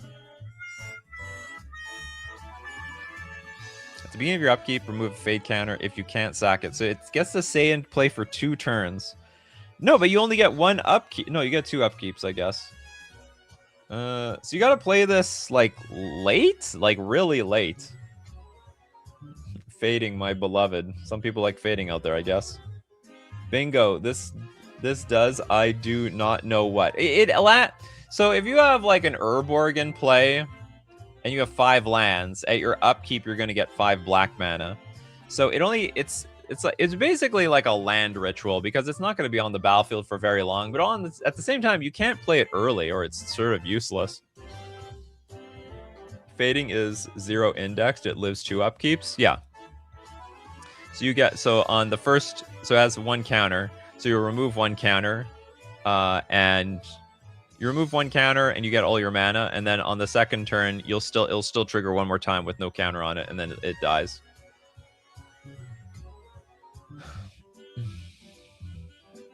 Atraxa wants it. Why would Atraxa want this thing? Evolution Sage and Bog Delusion? Huh? It only works next turn since you can't play spells on upkeep. No, it says until end of turn you don't lose this mana as steps and phases end. So you'll get the mana at your your first main phase and your second main phase. Because You know what? I only know one Atraxa, and that's the one that ETBs and like gives you a boatload of cards. I keep forgetting that there's many Atraxas. Some of you know there are the Atraxas that are evil in other formats. You need to take proliferate into account here. You add both fade counters and age counters. This feels like a good proliferate card. I mean, you can play the land. You don't get the upkeep trigger, so you have to wait until next turn. I don't know if I've improved anything. Also, is it already marked? Oh, it's not marked. That's why you guys are trying so hard on the improve a card. No, this card it's fine as it is. I think I approve of it. It's a sort of a later game bomb, which as time goes on will become even more useful. You might even use this Bog of Delusion to play your 10 mana blue creatures that gain control of all spells on the battlefield. You never know. You never know. Very interesting card, the Bog of Delusion. But no one's delusional here. It's going to get you a lot of mana. Next, we got Steve Cooper with Banishment Declaration. I do declare some banishment here. Banishment SC version 3. We have a triple white sorcery. You and target player each choose 2 different target creatures that player controls. Exile those creatures. You and target player each choose 2 different target creatures that player controls. So hold on. Okay, so we're making somebody exile their own card. So this is 3 mana, like exile 2 creatures. So I choose one of their creatures. They also choose one of their own creatures because they have to be a creature on their side of the board. This card looks evil. It looks so evil. It also sort of gets around hexproof, right? Because you choose, let's say they have only 2 creatures on the battlefield. You choose the one that doesn't have hexproof, and then they have to choose the one that does have hexproof. Doesn't ban cards? What the hell does that mean? I think you exile 4. You each choose different creatures. You and target player each choose two different target creatures that player controls. Exile those creatures. Oh, so it also gives the option to the opponent. But if I don't have any creatures on the battlefield, then it's just one-sided. Yeah, we need a new creature type. 14 minutes of the show for another 2 bingos. The intent is to exile only 2. That's the way I'm reading it. It's like you and target player. So it's like, okay, me and somebody else, a target player, each choose 2 different target creatures that player that we targeted controls. So if I understand correctly, it's no, each choose 2 different target creatures. Are we exiling 4 creatures? It's meant to exile 2 creatures. The wording is funky to get right. Somehow I just, maybe it's because I misread cards all the time. I just read it like as 2 creatures. So you and target player each choose. Oh, I see. Okay, so you and target player choose two different target creatures that player controls. Just get rid of the each. Probably each just doesn't need to be there, and that's worded fine. You and target player choose 2 different target creatures that player controls. All right, you hear that? You hear that? I think I improved a card. I don't know, like it looks like it's worded fine to me. There's nothing wrong with it. Yeah, you've spammed this all day and finally it's right. The fair option is the most likely. I'll note that for version 4. Yeah, this is the 3rd version. Okay. Matty Madsen, top deck of the century.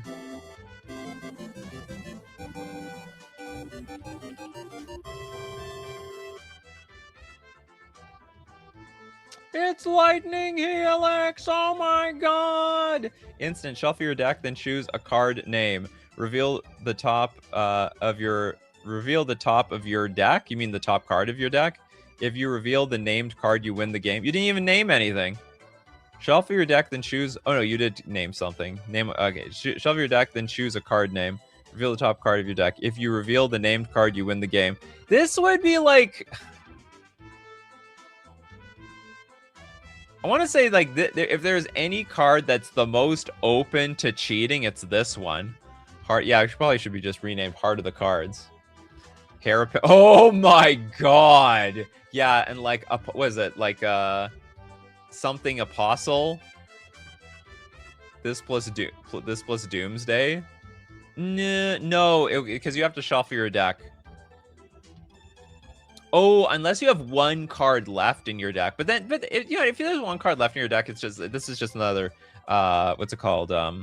This is just another Thassa's Oracle win. Shadowborn Apostle, yeah, that would work. Finally, Shadowborn Apostle and Heir Apparent, they're good. This would be better than a Heir Apparent deck because I believe Heir Apparent is white and this is a Boros card. One with nothing is the card I would name. That's a terrible card to name. Doomsday, 5 basic lands. That would work, I guess. But you know what? Honestly, like anything when you're just saying like Doomsday wins anyway. This is just a different flavor of winning with Doomsday. All right, we did it, people. We broke Doomsday. I think it's better with Shadowborn Apostle, Relentless Rats, and Heir Apparent, with Heir Apparent probably being the best one. Exile all but one card in your deck. Name you are already dead. Oh, you know what? This where this could also work. Oh no, that wouldn't work. There's another card out there that's like exile any non-land cards in your deck. It's a blue card, but then the problem is not all your lands are the same. Vampiric Tutor, Enlightened Tutor, Bringer of the Black Dawn, all combo with this card. Okay, I'd be very suspicious of this card, but yeah, I think it works out. Next, we got Deceitful Egotist. Interesting. Okay, we have Deceitful Egotist. God, that is creepy as hell. This is a 8-mana 1/1 alien wizard. I thought this was going to be like a version of with the other Egotist, Scornful Egotist. Disguise for double black, Death Touch. Whenever this creature dies, target opponent loses half their life, rounded up. At the beginning of the next end step, exile this creature and each other face-down creature you control in a face-down pile. Shuffle that pile, then cloak those cards. They enter the battlefield tapped. Blue Bonner asks, is that the spiral from the Gurren Lagann? I have no idea what this is. Who the hell is this? It's a version of it. Anna's in the house.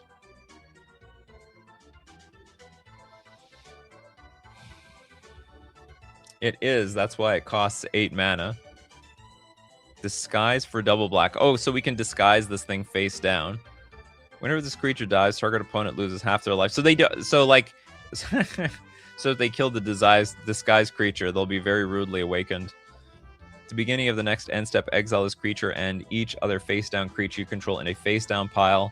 Shuffling that pile, then cloak those cards. They enter the battlefield tapped. What? Whoa, so weird. Is Enchantment Alien Wizard a new creature type? No. Or can we go back to Peter the Lost for Children as the new creature type? The Child is a creature type. Apparently there's at least one. There's Child in the unsets. You can play for black, and 3 to flip. Correct. I have nothing against this card. I mean, it's going to be some work in order to get this thing online. I mean, okay, so I suppose whenever this creature dies, they only lose half their life. It's really hard to kill them. You'd have to sack it like many times. Hold on, does this work with a sack outlet? Beginning of your next end step, exile this creature. Okay, so you can't do this infinitely. Yeah, little girl uncard is a child.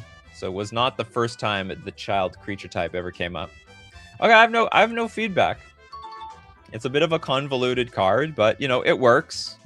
You can force the creature to die and make your opponent lose, make one target opponent lose half their life over and over again. And it looks like a lot of life in the beginning, but as your opponent's life total gets lower and lower, it's not nearly as much life. Child of Alara is a child without the creature type. Deceitful Ego just dies before the end step, so doesn't quite work. What doesn't quite work? When this creature dies, at the beginning of the next end step, exile this creature. Oh, I see. So it went to the... Well, no. I guess it gets exiled from the graveyard. It's fine with me. I'm fine with that. A little bit weird. If you miss the trigger, then it doesn't get exiled. Okay, next up we have 4 Paths of Life with Deny All.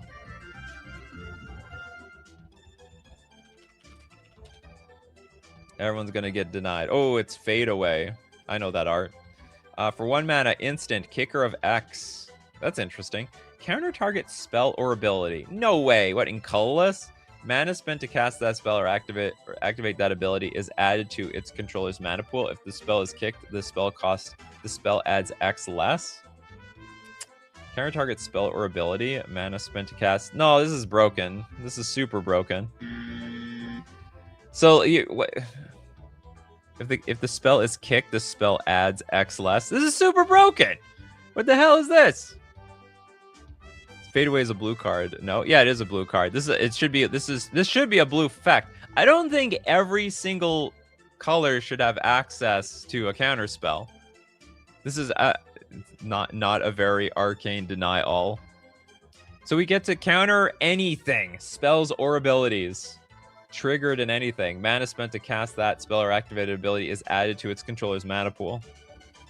The controller gets the mana back. I don't think that... There's a lot of decks that don't care if they get the mana back because you, like, stop the one thing that mattered. So I think Deny All... I think Deny All is just too strong. New design space, I think. I don't think I've ever seen Kicker X. No, yeah, there's X kickers. Look at Everflowing Chalice. Look at there's an Eldrazi for 1 mana, or they oh no, maybe there is not an Eldrazi for 1 mana. Anyway, Everflowing Chalice. No, maybe Everflowing Chalice is not Kicker X. Yeah, maybe I don't know. Maybe is there? Maybe I'm hallucinating. Maybe there's no Kicker X's. Bingo for the X card slot. There's not that many X's. There's only 2 here. And Destroy All has the Fading Hope art. It's like a reverse remand. You lose the card but keep the mana. Everflowing Chalice is multi-kicker of 2. Okay, so we do have Kicker X's.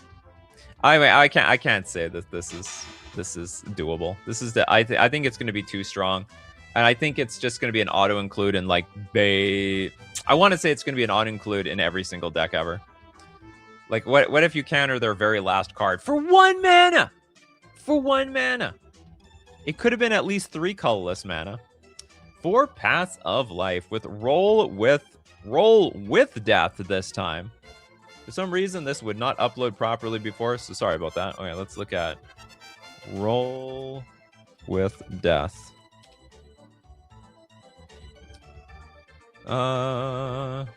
Take a look at this big kahuna. For 5 mana. It's an Aura Curse. Okay, now that is a wall of words. That should have got the wordy card super chat. But we know what? Everyone was a little fast on the trigger on that wordy card super chat. Now we can't give it the super chat. Okay, enchant chart. We are enchanting players with this thing. Oh, it's a curse. Enchant target player. Enchanted player activates Death Knell at the start of their draw step. If enchanted player would lose the game, that player enchants target player with this curse before losing. Okay, so it just goes from one person to another. Death Knell, roll a 20-sided die. 1, lose the game. That is awful. 2 to 4, lose 2 life. 5, 10, or 15, enchant target player with this curse. 6, if this is the 3rd time this game you rolled this result, you lose the game again. 7 or 11, gain 7 life. Oh, you can get some good stuff out of this. 13, lose half your life. 17 to 19, draw a card. And 20, exile this curse. Wow. There's actually a lot of ways you can lose the game. One way to get rid of this damn thing. That's not helping my headache. This formatting hurts my eyes and brain. Yeah, the problem is there's just too many of these abilities here.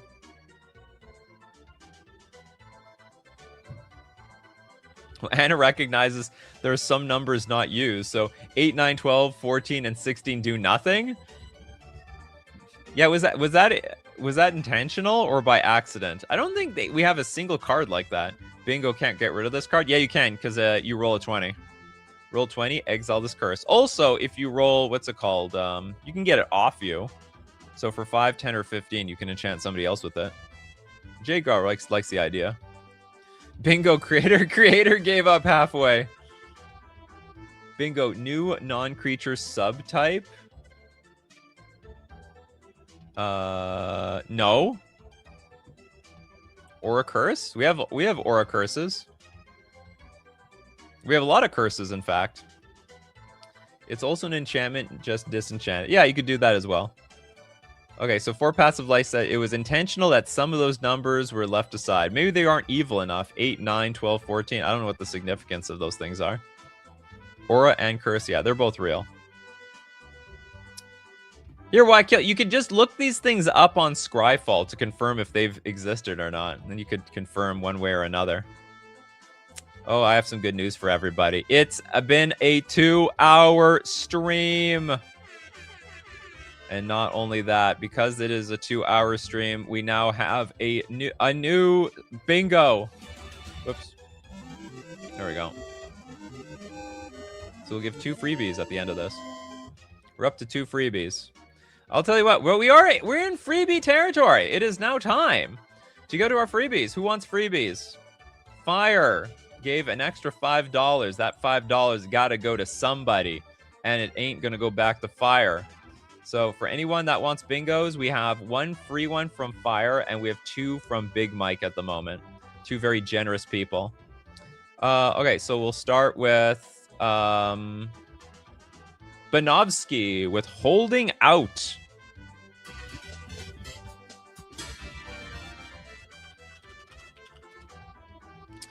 Currently, we have 5. Oh, sorry, how many bingo? Oh, sorry, we have 2 bangos so far. We're not done. We're not done yet. I think we need more music. I just don't have. It's a long show. I don't know why I'm not prepared for a 3-hour show. I'm a fool to think that this was going to be done in such a short time. Okay, holding out. Holding out for what? We have holding out for marriage. We have a 3-mana enchantment. At the beginning of each upkeep, if a player casts 2 or more spells last turn, you may sacrifice this enchantment. If you do, search your library for an equipment card with job select, put onto the battlefield, and shuffle. Holy God, this is like the first real card of the entire day. There's nothing more real than this. You need new free use music. Yeah, I'm lazy. I'm sort of working on it, but I'm also sort of not doing it. Holding out for a hero. You got a card already, Pedge man. I'm gonna try to prioritize the people who got nothing. Like we're literally nothing. It's starting the wording of if it's day. What? No, it didn't. So at the beginning of each player's upkeep, if a player cast... Oh, I see. Like, oh yeah, if it's day, because they cast 2 spells. Interesting. So it can only work under those circumstances. So for whatever reason, if you play 2 spells, you sack the enchantment, you go get an equipment card, put on directly on the battlefield, and it's going to count as a creature because it's got job select. You know what? The job market out there, it's not as bad as it seems. There's people carrying equipment out there. I like it tutors directly onto the battlefield. And then you can abuse some of these cards, actually, because of the... Oh, no, you can't. Okay, you can't abuse them too much, because it has to be an equipment with job select. How many job select cards are there?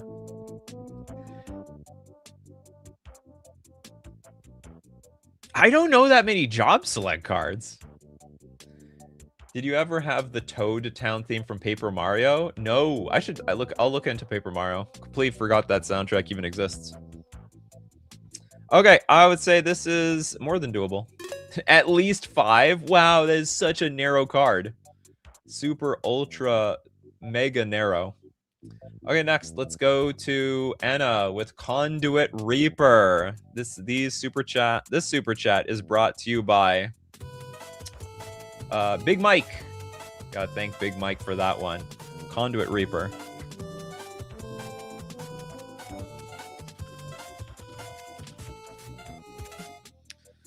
It is someone in a hoodie of some sort. It's a 2-mana 3/1 human rogue conduit. Don't tell me like there's no such thing as a conduit creature. Reach. This creature can block creatures with flying. Other rogues you control have ward 1. So we have a little bit of ward protect. We have a little bit of, rogue protect. Little bit of protection for the rogues out there. Whereas I don't think any rogues got any protection in the past. Oh, so Wahan, what did you want for this one? Okay, so okay, this was definitely designed. This is a bingo card.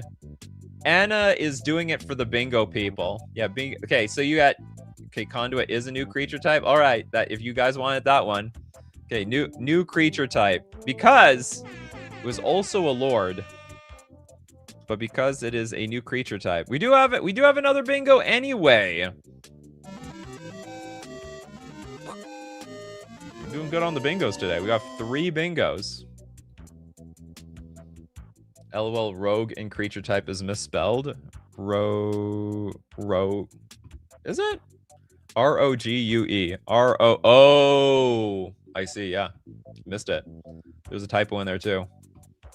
So also grammar mistake? Well, no, that's not. I would never count that as a grammar mistake. That's a spelling mistake.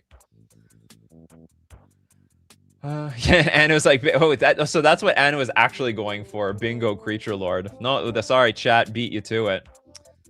It's new creature type. Rogue is also a new creature type. No, it isn't. Oh, okay. R-O-U-G-E is a new creature type. I wanted it to be, but I wanted it to be a lord, says Anna. Freebie syndrome. We did syndrome. We got your was that you on Reddit? No, we got syndrome. Yeah, Erithus is like, when did you make this? Probably as the show is going. Anna was looking at the bingo card. All right, how many of these things can we nail on one card? Yeah, we have 3 for bingos. Okay, I have nothing else to say about this card. I mean, it's a pretty simple, straightforward card. It's another real card. We have 2 real cards in a row. Super real. It wasn't you on Reddit? Really? So you have your own syndrome card? Okay, so here's the third super chat. And this is going to be the last one eligible for... Okay, well, let's look at syndrome. Syndrome. Oh, it is a different syndrome.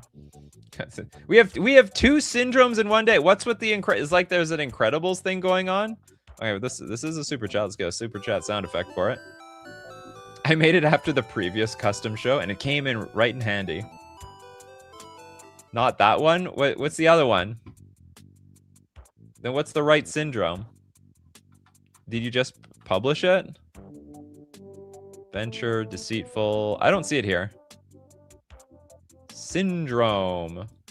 Oh, Sandrone. I was reading syndrome. Sandrone. That's a completely different thing.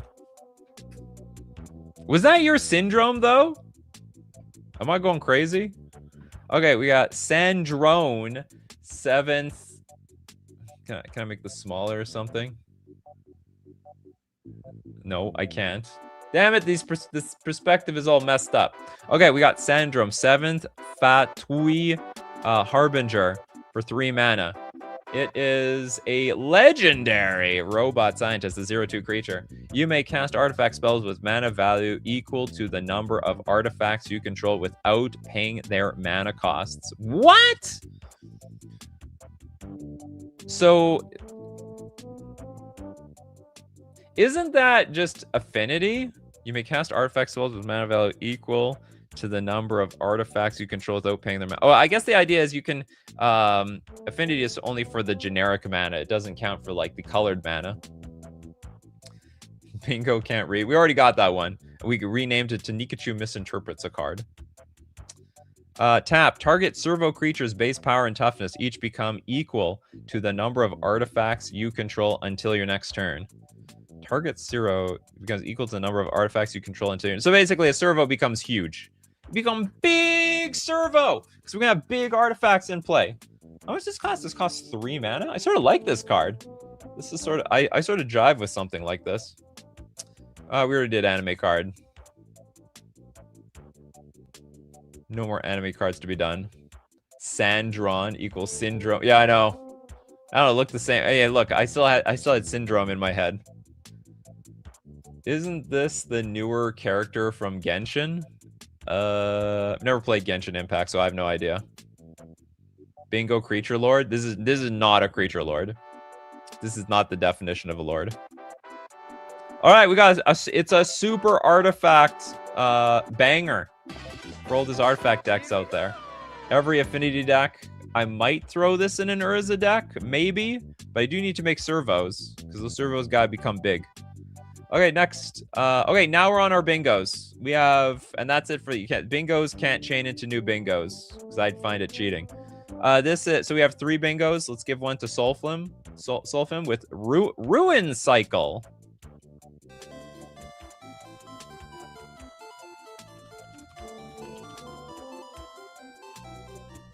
You have a lot of them.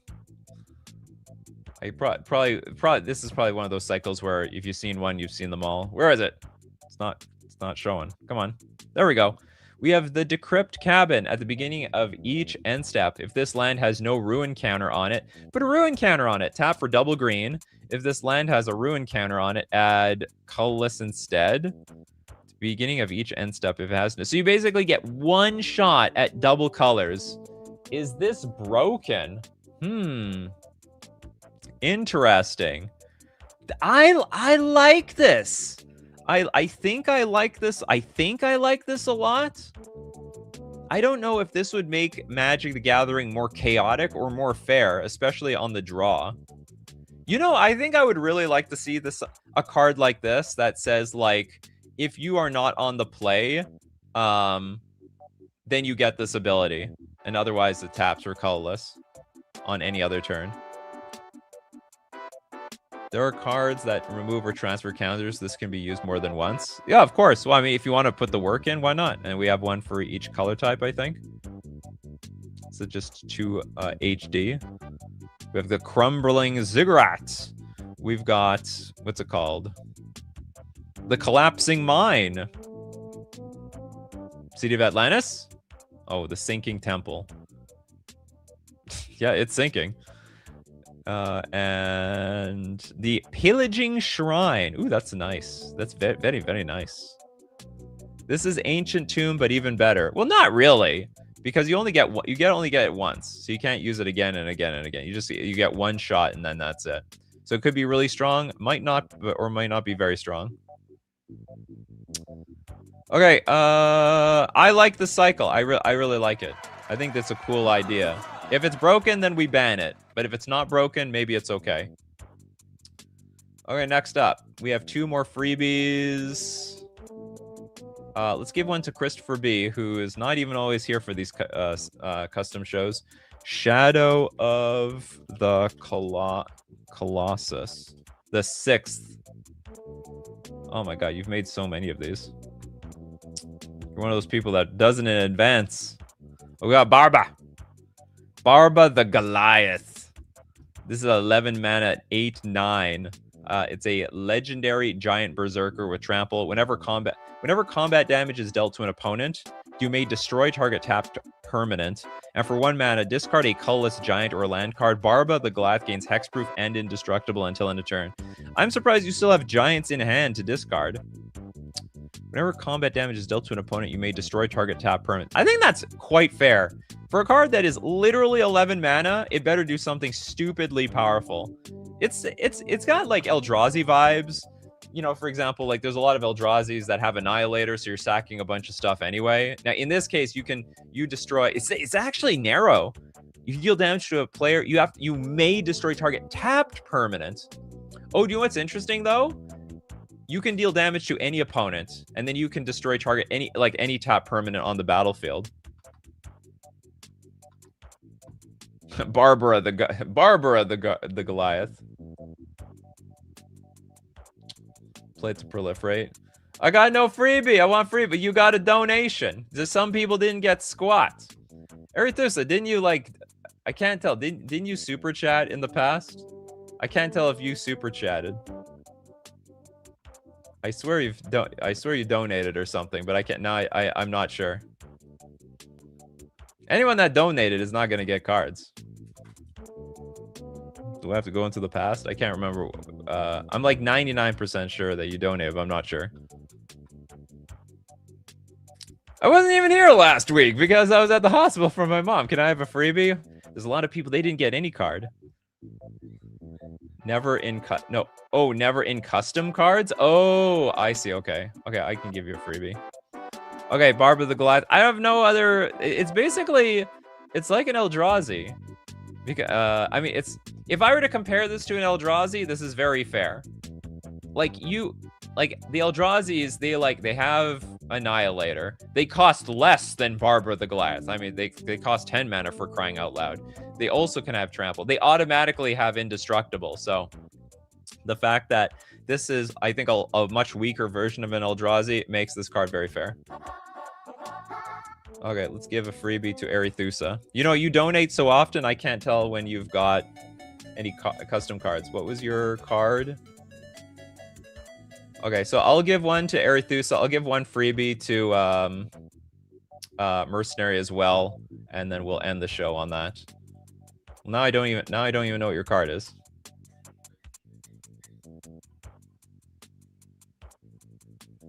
There we go. Freebie. Stellaron Hunter. Run Hunter. Silverwolf. Oh! This is very waifu-like. This is a 3-mana, 3/3 human rogue. I can't tell if it's doing like a Mission Impossible thing or not. Or is she on like some sort of futuristic skateboard or something? Whenever a creature an opponent controls becomes the target of a spell or ability you control, tap that creature if it shares a color with that spell or ability source. That is complicated. That is overly complicated for no reason. It's like, whenever a creature an opponent controls becomes the target of a spell or ability you control, tap that creature if it shares a color with that spell or ability source. What? Whenever a creature an opponent controls becomes tapped, choose a counter at random from among stun, decayed, or finality and put on that creature. That's fine. Tap any number of target creatures, each become blue, black, or green until end of turn. What is this card trying to do? I don't get it. Frosty, when do you do these custom shows? I'll prepare to annoy you with breakfast food tokens. We do this we do these 9 a.m. Central Standard Time, Monday, Wednesdays, Fridays. Specifically, every second Wednesday, we have a custom show. So next Wednesday, it's going to be AI-generated cards. This Wednesday, and then the Wednesday after that is custom cards. For some people, it's 7 a.m. Oh, man. Sucks for you guys. Okay, so... Yeah, oh, man, this is the best Wall of Words cards today. I don't understand why this one, the first paragraph is so complicated. Why don't it just have it simple? Whenever a creature an opponent controls becomes the target of a spell or ability you control, just tap it. Just tap it. Why does it have to share a color? I think it's just weird. So I guess the idea is, okay, I'll do some effect to this creature, but also if it shares the color, we tap it at the same time. When it gets tapped, it gets a stun, decayed, or finality counter. And then we have, I have no idea why we have this tap ability. That is the most, like, random tap ability of all time. Any number of target creatures each become blue, black, or green until end of turn. It has to be flavor-wise. This has to be for flavor. It's from Honkai Star Rail. You should start the show with the times because it seems people don't stay until the end to find that out. I have it in the description and everything. Any case, I don't want to start the show like that because when people start watching the show, they just want to know how the show works. They just want to get into the show. Sort of mimic the weakness break from the original game. Oh, I'm not familiar with the game. The card's fair. It's very doable. All right, we end the show on Mercenary with Vilder Verg Deal. Vilderberg? Okay, I found it. Loading. It's loading like I have dial-up internet. Did you see that? It's a black sorcery. Your life total is now 2. Draw 9 cards. You can't cast non-creature spells until end of turn. Until end of turn, if a creature were to go to the graveyard from anywhere, you lose the game. I don't know how to evaluate this card. It's either broken or crap. Do people play color hosers in EDH? Pyroblast.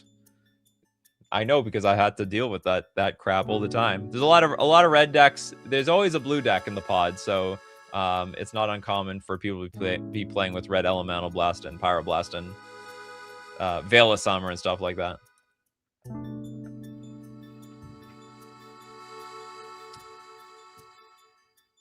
The big risk for 9 cards. Your life total is now 2. Is it a big risk? How about this? Like, what if you play something like Worship, Angel's Grace, followed up with Vilderberg Deal? It's 1 black to draw 9 cards. Or how other ways could you prevent this?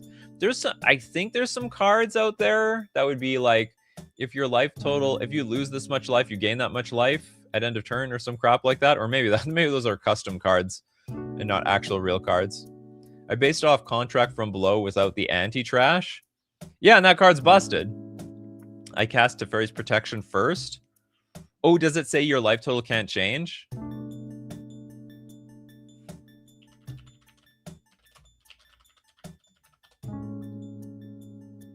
And you can have mana floating. Until your next turn, your life total can't change, and you gain protection from everything. All perms you control phase out. Okay, well that's enough for me. This card is broken. It's broken. It's completely broken. It Danger. It's one of the first It Danger cards today. Lancer's like Sandrone into Silver Wolf back to back. Nikachu will never recover from the second-hand embarrassment. Oh, you know what? I've embarrassed myself so many times on live that, you know, I don't even feel it anymore. You know, it's just part of the show. Embarrassing myself. And you can watch me embarrass myself Monday, Wednesday, Friday, 9 o'clock a.m. Central Standard Time, or for the evening crowd, Tuesdays, Thursdays at 8 p.m. Central Standard Time. Thanks to all the love, all the support for these custom card shows. People who support as a member on YouTube, a patron on Patreon, or you super chat to be part of the show, or even super chat so other people are also part of the show. Thanks so much, everyone, for being here today. Not only you're here to discuss the cards with me, but also to submit them. People like Christopher B, Little Dead Fly. Little Dead Fly, been here the entire time. Mercenary, Firefox, Kano. We got Jack Solaris, Steve Cooper, Dedam Draws, Arethusa, and many more. Many more. Who else here? We got Bryce and Frosty. Not the Snowman, the 31 flavors. Firefox and the rest of the crew. My Zyber Nation, keep brewing those coffees. And we're going to keep brewing up the magic. Take care of yourselves, and I will see you at the next cup.